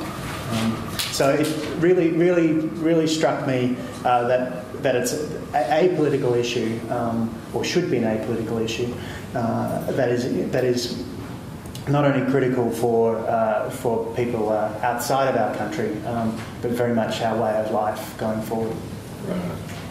Zach Harris, you had a question about population, and I think it relates to that. Thank you. Now, I suppose it's open to anyone that has their thoughts on it. with regard to the ageing labour force problem, which is maintaining productivity, international competitiveness and economic growth, do you believe that the retirement age bracket should be lifted even further past 67 to perhaps even 70, or should we concentrate on developing the skills of a younger range of the labour force? Well, I don't think it's an either-or scenario. The evidence that we see does not show that older people are taking jobs from younger people. They're sort of working in different areas. I think, yes, older people have to be in the workforce. You know, if you reach 65 and you're going to live to be 95, as my friend Leslie sitting in the front row here, I mean, that's an awful lot of time. And you need to be doing positive work for your own sanity. You need to be doing it. So we've got to find ways for that to work. With younger people, I think the issues that have got to be looked at, and I should defer more to Jan here, but it's, I mean, it seems absurd they're carrying on about the number of unemployed in Australia, and compared with other countries, it's just a drop in the bucket. But what do you want to talk about? Jan, can you combine those couple of issues? Yes. Your response to the way you see Asia influencing us and young people interacting with Asia, but relate that, if you can, to this whole notion of what is the future labour force. You know, we have people saying we don't want Asians coming in and taking our jobs, and the skilled migrant program is undermining, you know, union wages and that sort of stuff. Bob saying, Simon certainly saying, we may have millions of Asians flooding the country perforce in the future if, you know, coastal regions go under. So how do you see young people relating to that ageing future and the ageing population? Do you see negativity about ageing and that, you know, intergenerational rivalry that the media seem to beat up a lot? Yeah, I'll try and take all those things together. Thanks, Don. Listen, I think there's a few topics. One is, I think it's very easy to have a limiting view about this, and I think we need to get out of our own way. The limiting view is this view that we need to protect our patch, and that you know, everything that we've gained and everything we've worked for, we have to protect. And I think that limiting view is not helping, and it's certainly not the way of the future. As Patricia said, I'll give you an even bigger figure. There's 375 million under 25-year-olds in Asia Pacific. So just in our backyard, our new backyard, there are 375 million young people. We've got 4.3. So the only way forward for our young people is actually not to worry about what older people are doing here and whether they're taking their jobs, but to actually be authors of their own economic future. And our role is to facilitate and enable that. It starts with world-class, outward-looking education. We do not currently have in this country world-class, outward-looking education in our schools. We just don't. Gus's school is, you know, one of the few exceptions. So we've got to start there. Secondly, we've got to stop telling young people that there are jobs in places where there aren't. As I drove here today, I heard 5 advertisements on the radio for TAFE telling young people that a job as a life coach or a fitness coach is theirs within 3 months by paying a lot of money to TAFE to become a life coach or a fitness coach. I don't know how many life coaches, fitness coaches or master chefs you think we can handle in Australia, but we've probably peaked, talk about peak, whatever, Simon. So, you know, we've got to actually get real, and one of the questions that we're asking the government to think about hard, that we're asking our researchers and that we're asking industry to think hard about is, where are the opportunities coming down the pipeline? And Bernard Salt, interestingly from KPMG, who's a demographer, I don't know how Bob rates Bernard, but Bernard has a fantastic skill in communicating easily and reasonably big ideas. And he talks, he's the only person I've heard in the last few years talk really clearly about where the opportunities might be for future industry and for growth. It's powerful for us to have these conversations with young people. It's important and powerful, but it does not end here. If you're in charge of your own economic future, our young people have to see the region as part of that. And as I said at the front end, John, I think that's an enormous opportunity if we back our young people to be bold. And, you know, if we invest, as Gus said, you know, Mark Carnegie, who's also a mutual friend, talks a lot about investment. Where is the investment in new ideas, in young entrepreneurs? And I would suggest that our university students here, you may well go on to be researchers, you may well go on to be working in corporations, but you may well be entrepreneurs with the skills that you're gaining, and you should think about that carefully as a huge opportunity. I can't see many 90-year-olds trying to get you out of the way and run to that line because they've done it if they were going to do it. So, you know, this is a wonderful opportunity, but we have to back our young people and we have to encourage them to be bold and give them the confidence. Right. So, Gus, have you got any further comment on? Look, I've really only got one addition to make to the debate, and that is I worry a little bit about extending the pension age to 70 and the retirement age to 70 for someone that's a manual worker. I think it's great for us who are in white-collar jobs, and increasingly, of course, the service industries dominate employment. But if you're out on the roads putting tar on that, you know, damaged pothole out there, to still be doing that at 70 with a body that's been exposed all its life to hard work, that gives me a certain degree of pause. And I don't know whether Bob or Jan have a comment on that. What do you think about retirement at 70? We haven't even retired yet, and we're 77. So what's that? Well, I agree with Tricia on this, that the complaints from the big end of town, and from their spokesperson like Bernard Salt, is that we have a lot of baby boomers about to retire, and that therefore we face a serious problem with too many old people and not enough people in the workforce to support them. Well, one answer to that is to facilitate older persons to stay in the workforce longer, so that that dependency ratio doesn't deteriorate to the level that some are concerned about. And I think we are seeing very positive movement in that direction. The rate of workforce participation in older ages is going up.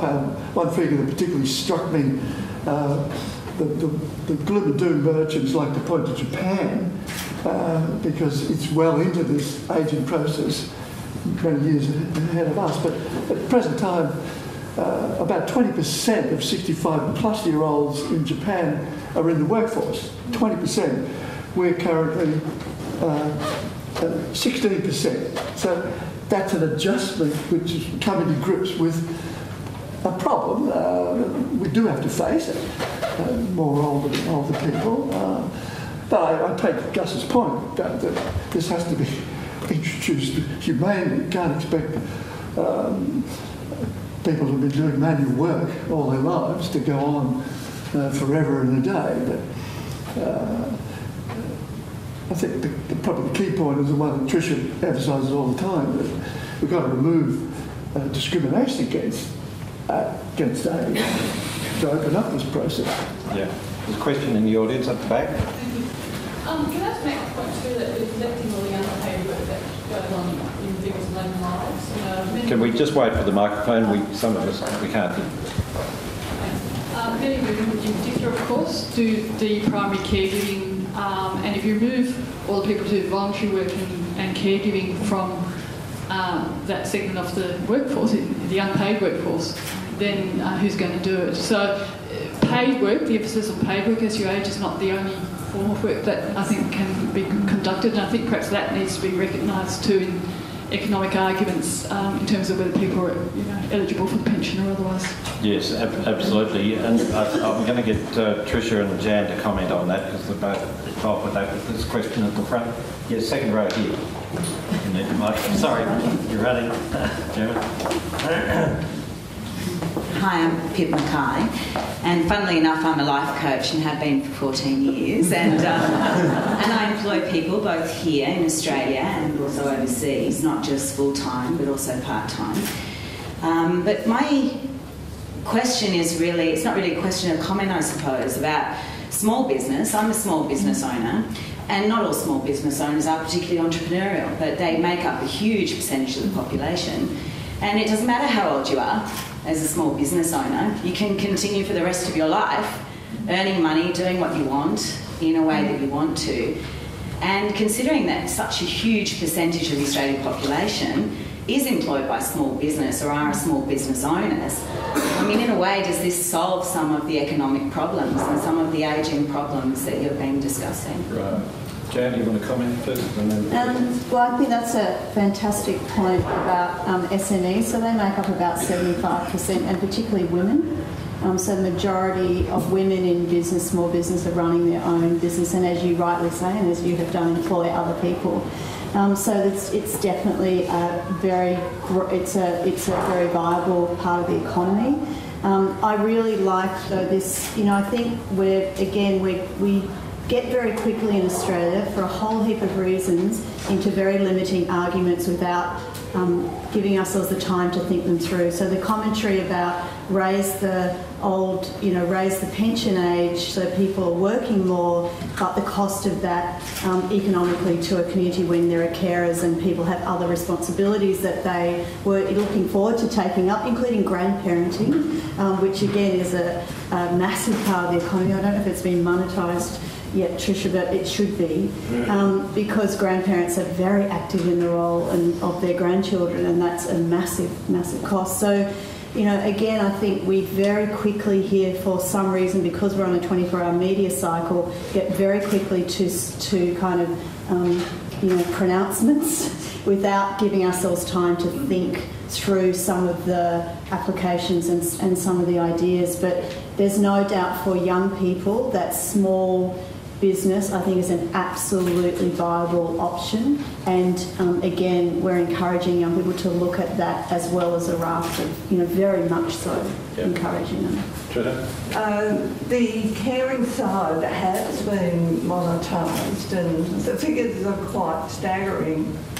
Those over 55 years contribute the sum of $74.5 billion a year through caring for spouses, grandchildren, and in other unpaid voluntary work. Women aged 65 to 74 contribute $16 billion in unpaid work inside and outside the home, and men of that age, although fewer in number, contributed another $10.3 billion.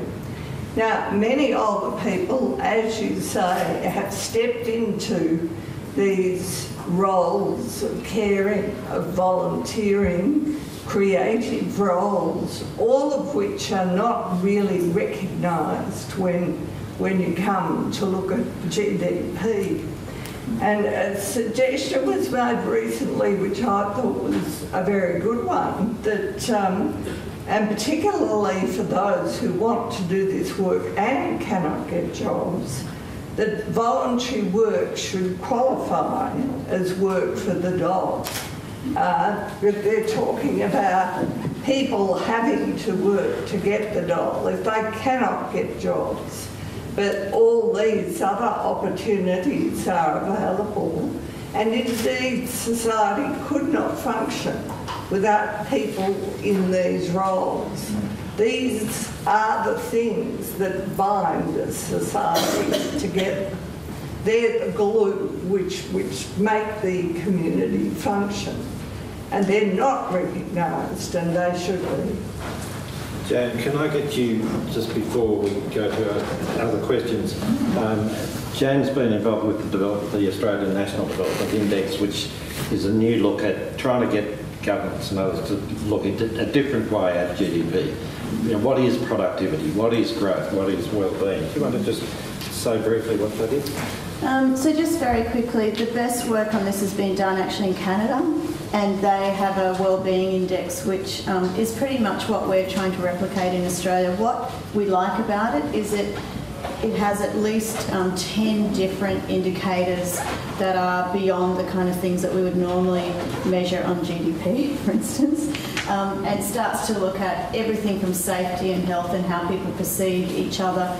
In the initial research that was done here last year in setting up Andy, I found it staggering that the number one issue that Australians spoke to about our well-being was our sense of security. And I just found that amazing, and I thought, how successful has the media and all kinds of people been in telling us that we are incredibly unsafe here and we're in a very unsafe environment. So that kind of is the reason, I guess, why an Australian National Development Index that tracks how people are feeling and what our well-being as a nation is and how we would measure that is really important. What Canada do is that it's a very open and democratic process, so the information is always available. Newspapers have picked it up, and it's kind of this index where people are tracking. It's not to scare people, but it's to actually inspire people to think differently about some of these issues, and an index around caring and how that is monetised and what we think about that, is a good example. Yeah, that's right. We're at the front end here. I want to jump back to Bob, see if he's got any more comments on that notion of the dependency ratio, because, a lot of the stuff about dependency ratio is so simple-minded. It's unemployed older dependents, frail, elderly, nasty people, the few who are active and productive, the young ones, sets up this odd dichotomy when, in fact, if you look at technology, say, you could improve productivity by 0.5% and you wouldn't have the sort of dependency problem that they're talking about now. But what's your take on that? Is there anything to it? Yeah, so look, I think there are enormous potential to better utilise our existing workforce. And Tricia mentioned earlier, or somebody mentioned earlier, that we've got our unemployment rate in Australia is fairly low. Well, it's as measured by the ABS, it's 6%. But if you have a look at the participation rate in the workforce, it's dropped quite significantly in recent years. So we have very large numbers of people, I'm not talking about older people now, but younger people and people in their prime ages who have not been utilised to the full extent of their capability. So many of these problems would be dealt with if we could utilise our own people more effectively. Now, I would like to throw a spanner in the works as far as the altruism that we're hearing expressed here about Australia's role in the world. And from Simon, I assume Simon saying that if there are climate refugees, they should have access to Australia. I think Jan and Gus are also saying that if people want to come here, they should be able to. And we have to get real here. In the real world, all countries put the priorities of their own population first. And throughout certainly the developed world, that involves very strict controls over who enters and becomes a permanent resident. We have one of the most open engagements with the rest of the world as far as people is concerned. And to put this in more concrete terms, as it really worries me, at the moment, as I mentioned earlier, we have very liberal temporary entry programs. And currently we have something like 1.1 million temporary entrants in Australia, consisting of working holiday-makers, students, visitors and so on. Almost all of these have access to our labour market. At the same time, our young people who are entering the workforce is about 230,000 each year leave school and university to go into the workforce. About half of those are entering the workforce without any post-school education. So they are vying for a limited number of entry-level jobs. Now, university students here can all look forward to professional work, but for those who don't have post-school education, and there's far too many of them, they have to go into the entry-level service jobs in retail, in hospitality.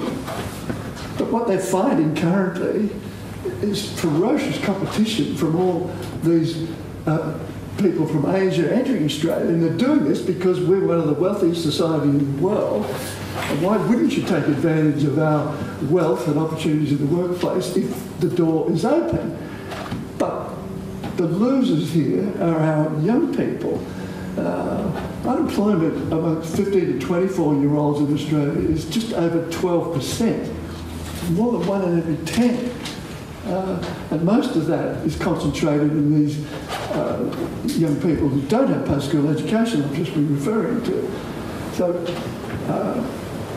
my orientation towards the idealism expressed by the panel is that it's not really relating to what the major problems our own people are facing, and the one I've just mentioned I see as one of the most serious. Okay, so any comment? Can I disagree? Yeah. All right, I'll give Janet a moment. Well, I just want to touch on one of the things that you said there, because one of the areas of the highest youth unemployment is actually in regional and rural Australia, where industries and entire communities have actually lost whatever was the base of their industry over the last 20 or 30 or 40 or 50 years.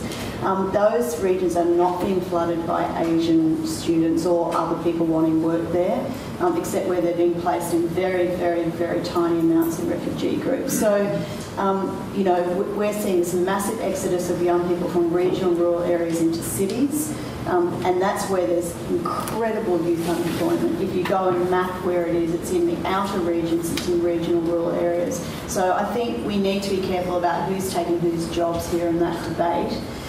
There's definitely high youth unemployment in areas in Australia, and there are areas where industry has been decimated, and there's a transition that has not yet taken place, as we all know, around what that community or what that region's going to become, what's going to be their economic model going forward. Okay, so I'm sorry if my point may have come across that I was hoping we would take lots of climate refugees. I really hope that we take action so there aren't lots of climate refugees. A certain amount is locked in. Maybe there are going to be tens of thousands, but if we don't address the problem, there will be tens, if not hundreds of millions, and that will inevitably become, I think, a border security issue hundreds of times more serious than any that we've ever faced. Okay, now Sean Hanrahan, where's Sean? You had a question, I think, relates. So I was just would like to talk about the manufacturing. With the closure of 3 large manufacturing companies in the past 8 months, the manufacturing industry was told to diversify in the market. Do you believe that Australian industry is capable of growing in an extremely competitive global market? And how will the loss of sophisticated manufacturing affect the well-being of the general community? Right. Okay, so that links up that regional issue and the capability of business, and I want to move soon to the broader education issue, because that obviously links with the jobs and training and what are we preparing for in the future. But there's some comments from the panel on that specific issue of manufacturing, our capacity to develop and grow new industries. Gus referred to it obviously in his talk. The potential is there, but what's stopping that? A very good question. And the paradox is that notwithstanding that we're going to be losing that manufacturing industry over the next couple of years, and we have lost very substantial employment in those industries in recent times. Victoria and Melbourne is growing exceedingly rapidly. Last year, Melbourne grew by 95,000, far higher than it has been in the past decade. How can we explain that? Well, what is happening is that federal and state governments have decided the way to manage a lull in the mineral export boom and the impending slowdown in manufacturing is to give our economy a boost by promoting the infrastructure industries, the housing industries, all other people servicing industries, and that's where the employment is occurring. The most rapid point of growth in our economy at the moment is in the health sector, which is heavily dependent, of course, on government assistance. There's also major growth in some of the service areas like hospitality and so on. So we're dealing with a rundown in our export capability, at least from the cities, in part by puffing up our economy, by promoting all these industries. And from the point of view of the big end of town, by far the best way to do this is to promote high migration. They see that as the key to keeping these industries flourishing and, for the time being, employment buoyant. But what happens down the track, of course, is never really answered. Yes, thanks. Gus, and then there's a question at the back. I'd just like to expand on what I said before. Your question is not easily answered. I mean, there's no doubt, I believe, that we need manufacturing in this country. There's no doubt that manufacturing things like motor vehicles, our very modest domestic market, and our high labour costs militate against being successful in something that can equally be done in South Korea or lower labour cost countries. However, I do think there is a role for the higher tech end. I'll just take you very quickly to Germany. Now, why is it that German products are so good? You know, they have high capacity of engineering and they go for the quality end of the market. So if you want a washing machine, you'll buy a Miele. You know, you're going to buy something that is of real quality. We're good at that too. And in motor vehicle manufacturing, we may not be making, well, we will not be making cars in this country anymore in 3 years' time. But we could make components, those components with the highest technical content, those components with the most R&D intensiveness. And I do think that we should be manufacturing at that high-tech end. There's not going to be massive employers. It's going to be down to that army of SMEs, the small and medium-sized businesses. But I, for one, do not think we should vacate manufacturing completely. There was a question at the back, and then Simon wants to comment. Yep. In regards to the manufacturing industry failing in Australia and... Microphone up a bit before. Sorry, yeah. In regards to the manufacturing industry failing in Australia and our movement towards exporting services to Asia, do you think it's a viable solution for a possible Asia-Pacific Union and similar to the European Union? And if so, what would be the effects on other things such as migration or health and services? That's an interesting question. Anyone on the panel want to respond to that? Our fundamental problem as far as exporting manufacturers and services at the moment is that because of the China boom, commodities have experienced a dramatic change in their relative value compared with manufacturers. We happen to be selling a lot of commodities, particularly iron ore. That has boosted our exports. It has also increased the value of our dollar. 10 years ago, the Australian dollar was worth 50 US cents. Today, it's near 100 US cents. That means that any manufacturers trying to compete in Asia now have to deal with a fundamentally changed situation. I mean, it's hard enough to sell into Asia when we don't provide any industry policy support, whereas the Asian governments are very targeted in their industry policy support. But with the dollar in that state, it's almost impossible for us to compete.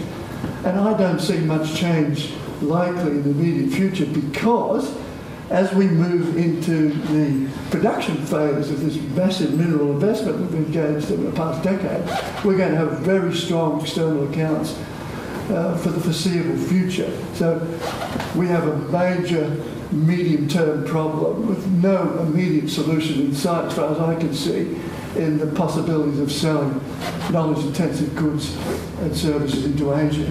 Okay, Simon? On the manufacturing front, just an anecdote from my experience. I have a company that builds water technology solutions, and we used to do all of our manufacturing in Australia. I regret to say that we're in the process of outsourcing our manufacturing to Malaysia. Why? Two reasons. The cost is certainly a big factor, but the quality that we're able to achieve there is higher than we've been able to achieve in the Melbourne supply chains, which is very disappointing as an Australian. But what offsets that significantly is that as an organisation, our design team is in Melbourne. 5 years ago, we were 5 people. We're now about 30 people in Fitzroy, and we have phenomenal engineering talent in this country. We have lost a lot of our expertise in how to build a high quality product at world competitive prices. But by being able to work with our manufacturing partners in neighbouring countries, we're able to produce a competitive product that is very attractive to foreign markets. And I think we've seen that model of those who have one of these phones will see on the back it says designed in California and made in China.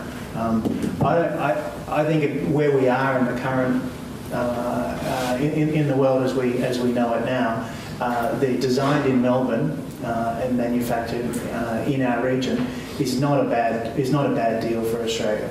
And I think the Melbourne especially is very well placed with education systems. The problem we've got is finding enough engineers. It's very difficult to find the quantity, but certainly not the quality of talent.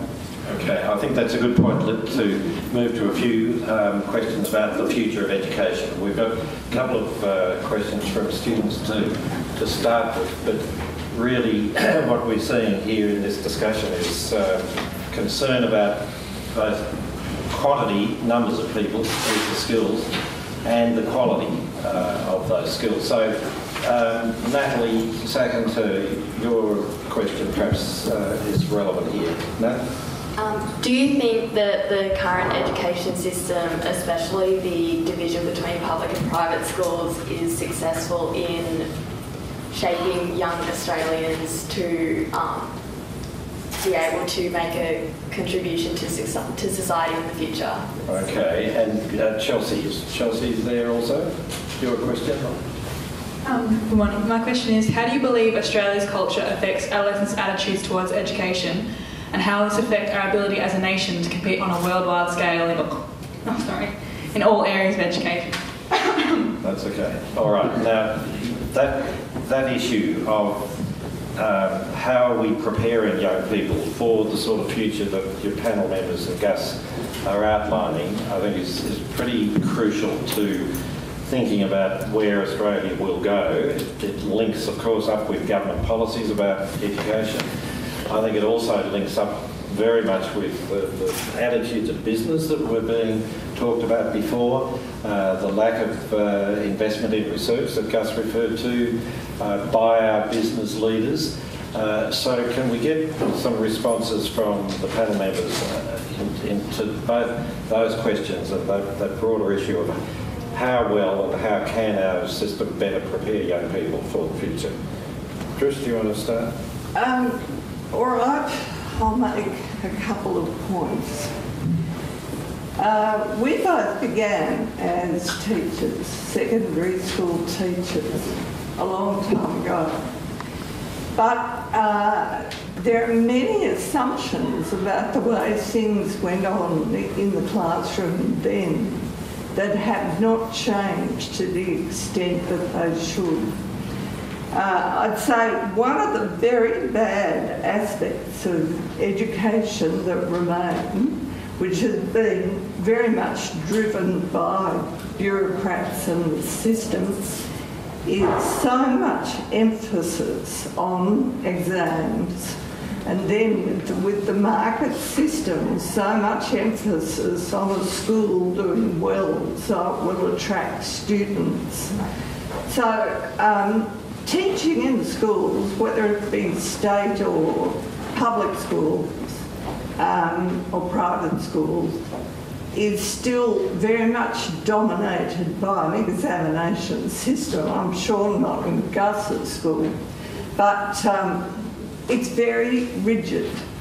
And this was brought home to us recently. Our 19-year-old grandson, the oldest one, he did his VCE last year, and he's gone to Monash. Now, his experience was really quite enlightening. He was doing media studies and communication, and in one subject, and I thought, well, I'm going to help him here. I've been right through this. I've done a master's at Stanford. I've taught this stuff. So I sat down with Adrian and about to go through the course, and I discovered he was up against, he was so locked into his brain that he could not think outside what he'd been given by the teacher. So there were sort of prescribed answers to the questions. So we looked at the questions from the previous exam, and he had to work within the limits that the teacher had told him to work, or otherwise he'd lose a mark here, he'd lose a mark there. And I was quite dumbfounded by this. He's gone to Monash, and he's a kid who's always been fairly outspoken, had his own opinions, but accommodated them to what he had to do. He's doing science. He loves it. He said for the first time he's being treated like an adult, in the sense that learning is up to him. He can learn about issues that he's really, really interested in, and he's excited by the learning process. Now, I think there's something really wrong with our schools that's doing this. And he was at a school that was meant to be, you know, one of the top schools, and a school that gets good VCE results. So that's one issue. Another issue I'd say that I observe is we still haven't moved out of that 20th century approach to teaching, which is all about teacher-dominated learning. And we need to move into the 21st century style of teaching, which is much more about kids driving their own learning, and it's much more, it's guided learning rather than teaching. And I think it's because we've got an old teaching force, we've got a teaching force that are not as familiar with the technology as the kids are, and often the kids are just sort of way in front of what the teachers can handle. So we've still got that mix. They're just two observations. Jack, any point of view? Thanks, Nat and Chelsea and Patricia. I think there's a couple of key things. So the data is kind of all out. So we know, for instance, McKinsey did a worldwide survey that showed that basically 39 or 45% of employers said that they weren't getting the kind of employees that they wanted from schools and from universities. Students themselves said that about 42% of them said that they didn't feel prepared. However, teachers, on the other hand, 75% of them said that they thought they had prepared the students. But there's a massive mismatch in the world right now between what people think they're doing for what end and what's actually happening. Now, the data's all out there now, so the question is, what are we going to do about it? And we also, into the education system, we don't have a two-tier system here, we have a three-tier system.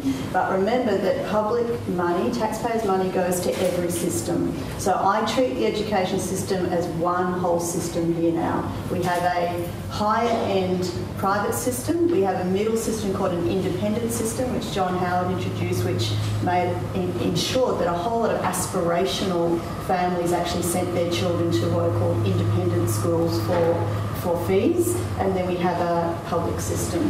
And all those systems are, to Patricia's point, pretty much in disarray because of the fact that the teacher quality, the teaching, and the product that's being taught is not actually delivering for the end result for parents, for students, for industry. So it doesn't matter what system you're in, it's pretty much the same. There's a definite advantage if you go to Melbourne Grammar. It's called the tie, and it's a school tie thing, and it gets you a long way. But that leads to three other things. The three things that really help young people get work, back to our work discussion, really, really well researched now are networks. So if you live beyond the ditch in a place where we work with young people in FYA around the back ends of the state, and in places that are the western suburbs of every single city in this country, those young people do not have the networks that enable them to get connected to work.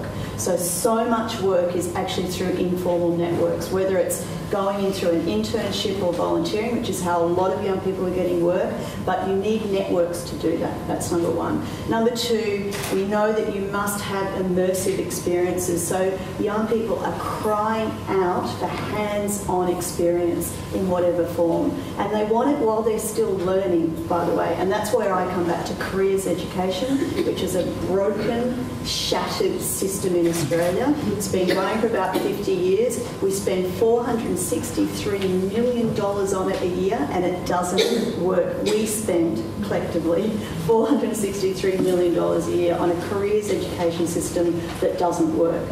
And then finally, by the way, a lot of life coaches would be a lot better as career coaches than teachers who aren't teaching anymore for whatever reason, which we won't go into. The third thing that young people desperately need is that they need to have a set of transferable skills. And this comes back to, again, what are we teaching? So Charlie Ledbetter, who's done some of the best in innovation work in the world, did some work for Cisco. He went around the world and basically worked out what is the curriculum for the next billion children.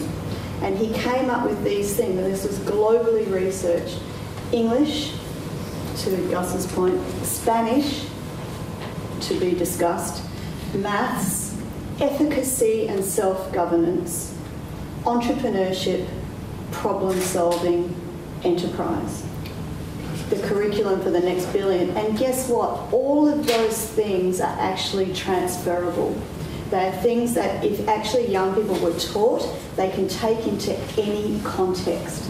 And that's really, really important when we do not know and we cannot promise our young people what the job will be that they will have in 10 or 15 years' time.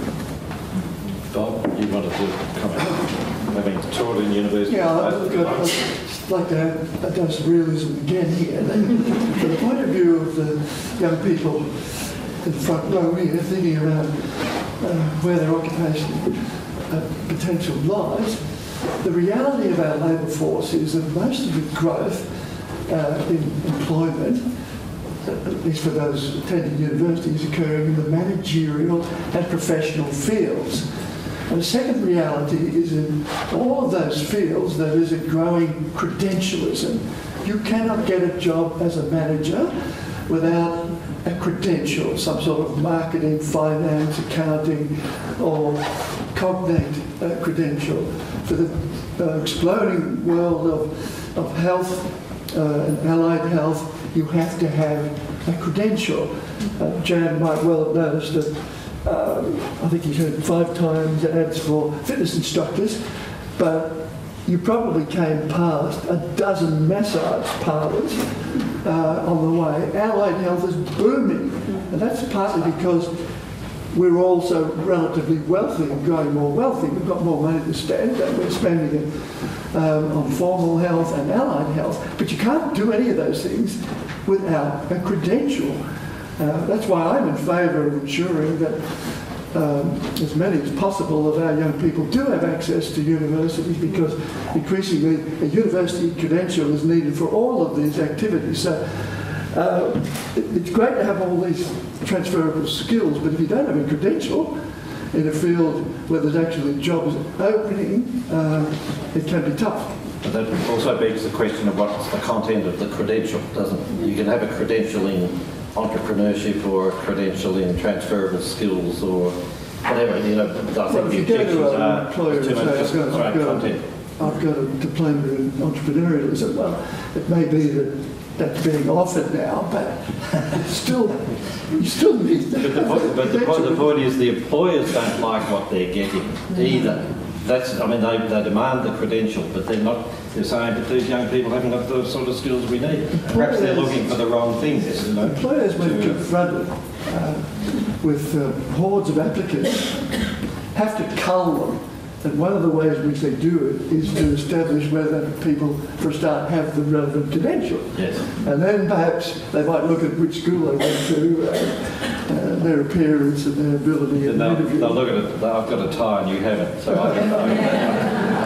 But I'm afraid the sad truth is that we are more and more a credentialising society, and the more we get scarcity and access to these jobs, the more these barriers get put up, because that's the way, as I said, employers deal with excessive applicants is by they can afford to push up their credentials. That's the way we're heading. So sad to say. Can I just say that's not what employers are doing? I mean, one of the, I spoke very recently to the head of PricewaterhouseCoopers. They get accountants everywhere, coming in, day out. They then look for difference. So here's our set of accountants. They've all got masters or all got HGs. They can't sort them except by saying, what else have they done with their lives? Who are they as a person? Yes, they may check their school, but I'm seeing that less, which I think is a good thing. And they're saying, what else have they done? Have they travelled? Have they volunteered? Have they contributed to their community? Have they done anything entrepreneurial? They're now looking for difference in what I call those transferable skills. At least 8 on the IELTs. Yeah. Would you like to give a perspective? So you're employing people. Well, most of my professional career has been in high-tech companies, IT companies. I've done a lot of recruiting for applicants to technical roles and associated roles in high-tech companies. And I can honestly say we've never looked at what school people went to. Okay, if someone's come from a university with a strong program in design, it piques our interest. But what people did, where people went to high school, where they, what school they got at high school, unfortunately, is really not relevant. It's what they've chosen to do with their first opportunities to work coming out of that, and what they choose to do in their free time, how they present themselves as inquiring minds and problem solvers. And I think you're involved also with one of the American colleges, American universities, in recruiting and... Yeah, I went to college in the US under the liberal arts system, where we weren't allowed to choose a major until our second year. We had 7 different sections of the curriculum was broken, all the options at university were broken down into about 7 different fields, and you had to do one of every one of them before they would let you choose what your major was. And I'm really glad things I've chosen to go into largely didn't exist when I went through university. Laughing when people talk about careers counselling before, I remember sitting in front of a computer when I was at high school, and the computer asked me 2 pivotal questions. Did I like lifting heavy boxes? No. So suddenly a million doors just shut of job opportunities, and then they asked, do I like typing? And not particularly. So there's the rest, and it said that I should then pursue hairdressing and flying planes. career? I've done neither. My careers counsellor failed me, but this very broad-based education and the kind of education that I'm giving my children, I think sets them up for a future that none of us know what skills will be required. But I do really like what disciplines we provide, but those skills that Jan talked about before, I think are really a great lesson. I'm going to get a copy of it from you. Sure. Yeah, another quick. So this one goes to Jan, and it sort of follows on with this discussion as well. I have done, I think, 4 programs with the FYA, and I know that you became a CEO in 2011. Mm-hmm. Yep. So that's when I was finishing up, and I would like to think that I wouldn't be here today without those skills and empowerment that the FYA provided for me. And also, as you were saying, you were looking for a worldly person in employment. As a student looking for work and for scholarships and other opportunities, I find that the best way for promoting those is by showing that you have worldly experience in travel or passion. And yeah, I'd just like to reinforce that as well. Right. Okay. Are there any other questions from the audience in relation to this? Because we're starting to run out of time, and I do want to come back to a couple of issues to do with democracy and the media and that sort of thing. The lady here in blue. Yes. Can we have the microphone, please? Gemma's got the microphone. In 1956, I was a member of the first student delegation that went to Asia. From every university in Australia was represented. There weren't too many then. That our fares were paid for by a public appeal that was launched by a media outlet. It was launched by Peter Russo, the foreign correspondent for the Argus. The appeal was supported to publicly, but to a large extent by the Clemengers.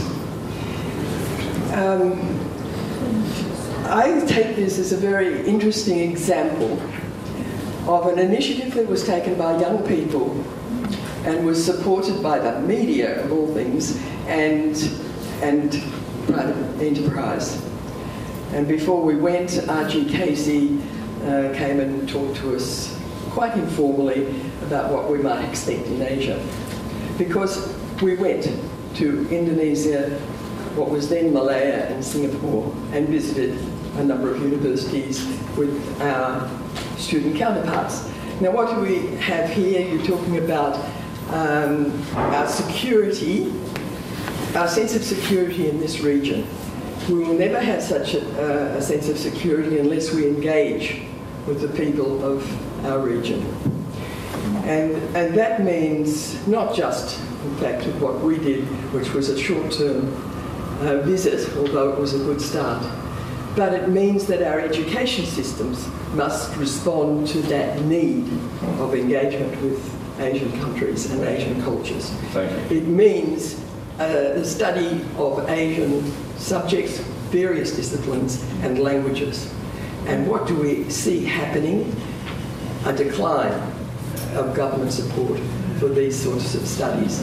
Okay, thanks. I'm going to stop you there. Yeah, but could I just say, you represent, and perhaps we all represent, something of public intellectualism. And public intellectuals have got to make their voices heard in these kind of fields. Thank you. Yeah, I think that's a big issue, and it's one that perhaps we could ask the panel members to comment on right now. Yes, you wanted a question or?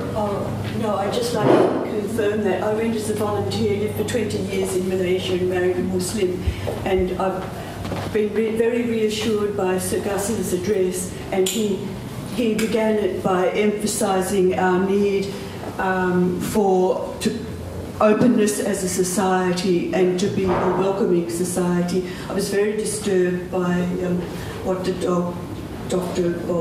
Birrell the attitude that we look after our own, that we, any nation, I mean, fair enough, I can understand the view, but at the same time, I was very pleased to hear this lady voice my own fears, which came from this personal interaction. And Sir Gus said how students who come from overseas, and many of these Asians, and how awful it is that we use that term, the people even in this audience, it is a them and us kind of term. Well, it can be, but people, and I know from my own husband and his family, when they've been educated in a country and they go back to their own countries, most of them want to go back to their own countries. That's where their families and their lives are anyway. It's not that this is God's only country, but they're friends for life. They hark back to Australia. They remember the good things about Australia, and that's what we've got to keep championing. Yes. Sorry if I got a bit emotional. That's all right. No, I mean, it reminds me of some years back of the Colombo plan, which was interesting in its own way, and of course now, as Gus pointed out, the number of students from Asia and other countries who are students in universities. So those links are happening, and I'm sure Jan's finding young people through social media are linking. Certainly Trisha is with the World Summit Foundation, which always involves children from across the world at the summits. I guess just to try and help sort of round this off, we had a few questions about health and well-being, which we may need to sort of skip because of time. But what do we see as the essence of well-being in this society? What does that mean for us? Now, Ian Simpson, you had a question about that sort of relates to this in a very specific way. Yes, I'm glad Jan Owen brought it up. I had initially, I was going to ask a question particularly about how Australia has ranked in the wellbeing index, that was it, thank you, and how that related to the World Happiness Index in the UN. And I had changed my mind because I just couldn't think of the right way to phrase it or what aspect to poke at. But I'm glad that you brought it up because it's made it a lot easier to kind of pose it. And that was that I believe Australia ranked second in the Wellbeing Index last year, and 10th in the Happiness Index.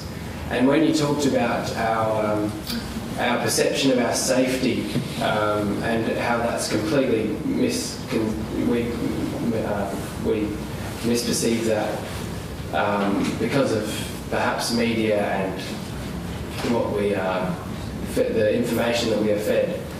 And could that be the same reason that this coming second in well-being and 10th in happiness indicates that we don't believe we have a great state of well-being, yet we have the second best in the world according to this index? Thank you. Any quick comment? I think well-being is something that we need to decide what that means to us. I want to link back to something that you said. I was in a taxi the other. I'm in a lot of taxis. I was in a taxi the other day, and with a driver who I often speak to drivers, and he's from Malaysia, and he said he was going back, and I said, why are you going back? He said, because Australia's the loneliest country I've ever been in. Australia's the loneliest country I've ever been in. It made me think a lot, because a lot of the work that we do at FIA is always thinking about how do we create the opportunities for young people to feel confident and connected and derive a sense of belonging and meaning and purpose in what they do, because that's what they tell us that they constantly want. Young people are looking for purpose and meaning, a sense of connection, a sense of belonging. And I think that, we've seen that with social media has a fantastic role to play in connecting people, and it also has an isolating experience for some young people. So you can have 5,000 Facebook friends, but in the end there's 5 who you're going to ring when you've really got a problem. So we are connected in ways that we've never been connected, but we are sometimes lonely in ways that maybe we haven't been lonely. So our sense of what is it that is well-being, is it that sense of that you're not lonely, that you feel that you live in a place where you are connected to other, and I think that is absolutely to do with our happiness, but we also know that all the happiness indicators are that sense of contribution and purpose and meaning increases your sense of happiness. So for us, young people contributing to their communities, volunteering is incredibly important part of how young people engage with communities and also intergenerationally. Yeah, Trish, do you want to comment on that? I think the media has just got so much to offer potentially to resolve these sort of issues with intergenerational contact, whether it's between the old and the young, between friends, but reaching out. There's a lot that can be done to overcome isolation. But at the same time, the media is perhaps the biggest villain in exacerbating this understanding of this issue. I mean, we are misled by the media a great deal about what happiness means, you know, whether we should be happy. Why should we be happy all the time? You know, happiness is a fairly elusive sort of quality. But we are pummeled with the idea that we should be happy. And that's all become all about buying things. You know, George Bush said, you know, the Twin Towers fall down, go shopping. And it's a huge sort of emphasis on having things and that consuming will bring you happiness. Well, we know in the end that really doesn't work. And the other thing that I think very strongly about, and looking into the ageing data, you know, an older person goes to the doctor. They've got 10 minutes maybe to talk about their problems. What's the easy solution? You know, give them a pill. They're not feeling happy, they're not feeling, you know, at the top of their game. So let's sedate them, you know, let's give them antidepressant.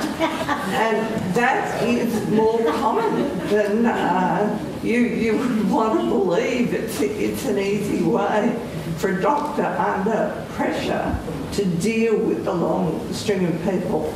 I do not for a second believe that we've got 4 million mentally ill people in Australia, and yet we're told that all the time, that as soon as you're disappointed about something and you're upset about it, maybe a serious loss, grief, but the idea is you're depressed. And there are other ways of looking at these issues. I don't know what Gus would say. Yeah, Gus, do you want to comment on that issue of well-being? And yes, I do. I noticed the clock's caught up with the sound. Yes. Make two very brief remarks. In our prioritising of education, and we all agree how centrally important education is, no one has mentioned teachers. The absolutely central point is teacher quality. We've got to figure out ways not only of remunerating teachers better, but of esteeming them more highly in the society. You go to a country like Finland or Switzerland, teachers are as prestigious as doctors or dentists or vets, and you get a very high quality of teacher. That would be my first point. My second point is to commend to your very earnest attention the Australian National Development Index. This is primarily the work of Mike Salvaris at Deakin University. It's potentially very, very powerful.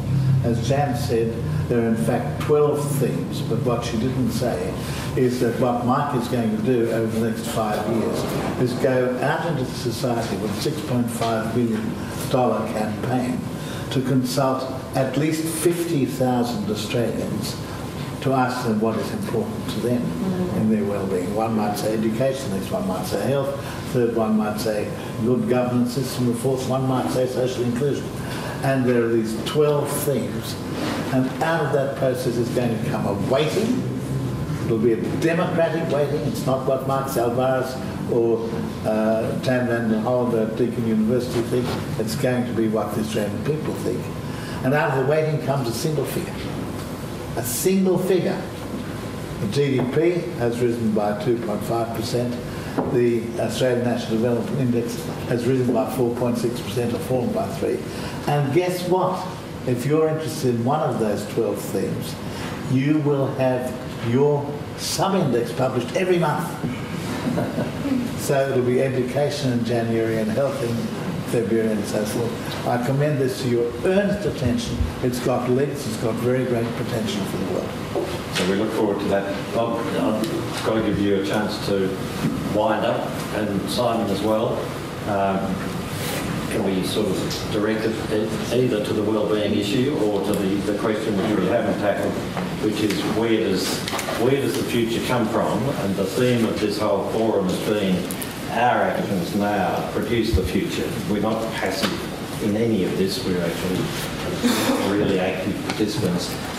We've also heard several people comment that leadership is lacking, we're going in the wrong direction. I don't know, whatever you want to say to wind up your views here. Well, I've emphasised a number of times my concern about young people. I'm not talking about university students so much, but the tens of thousands of young people who don't have the benefit of the post-school education. And what I see happening from their perspective is that they are being expected to fight it out on their own basis. We are increasingly removing access to public goods from their world. The willingness of the audit committee to consider dismantling Medicare as a case in point. And if we want to see an act of pure bastardry, given the circumstances of the young people I'm expressing concern about, just look at the budget that's going to come next week, because the government is proposing to remove access to New Start benefits, force young people to face an even tougher world without assistance than before, and to return to my immigration theme again. But another aspect of pure bastardry is that I'm confident they will not stop the record high entry of migrants coming to this country, some of whom are undermining the potential well-being of the students in question because they're fighting in the same job marketplace. Okay, Simon, do you want to... Well, I certainly agree there's a lot of bastardry out there, and we're going to see a lot more of it in the next few weeks. But going back to my earlier points, if we can increase the reverence for science and the reverence for education and critical thinking, and if we can address the corruptive forces of special interests and money in politics, then I think we've got a very good chance of building the Australia that we want to hand on to our children. Very good. Thank you.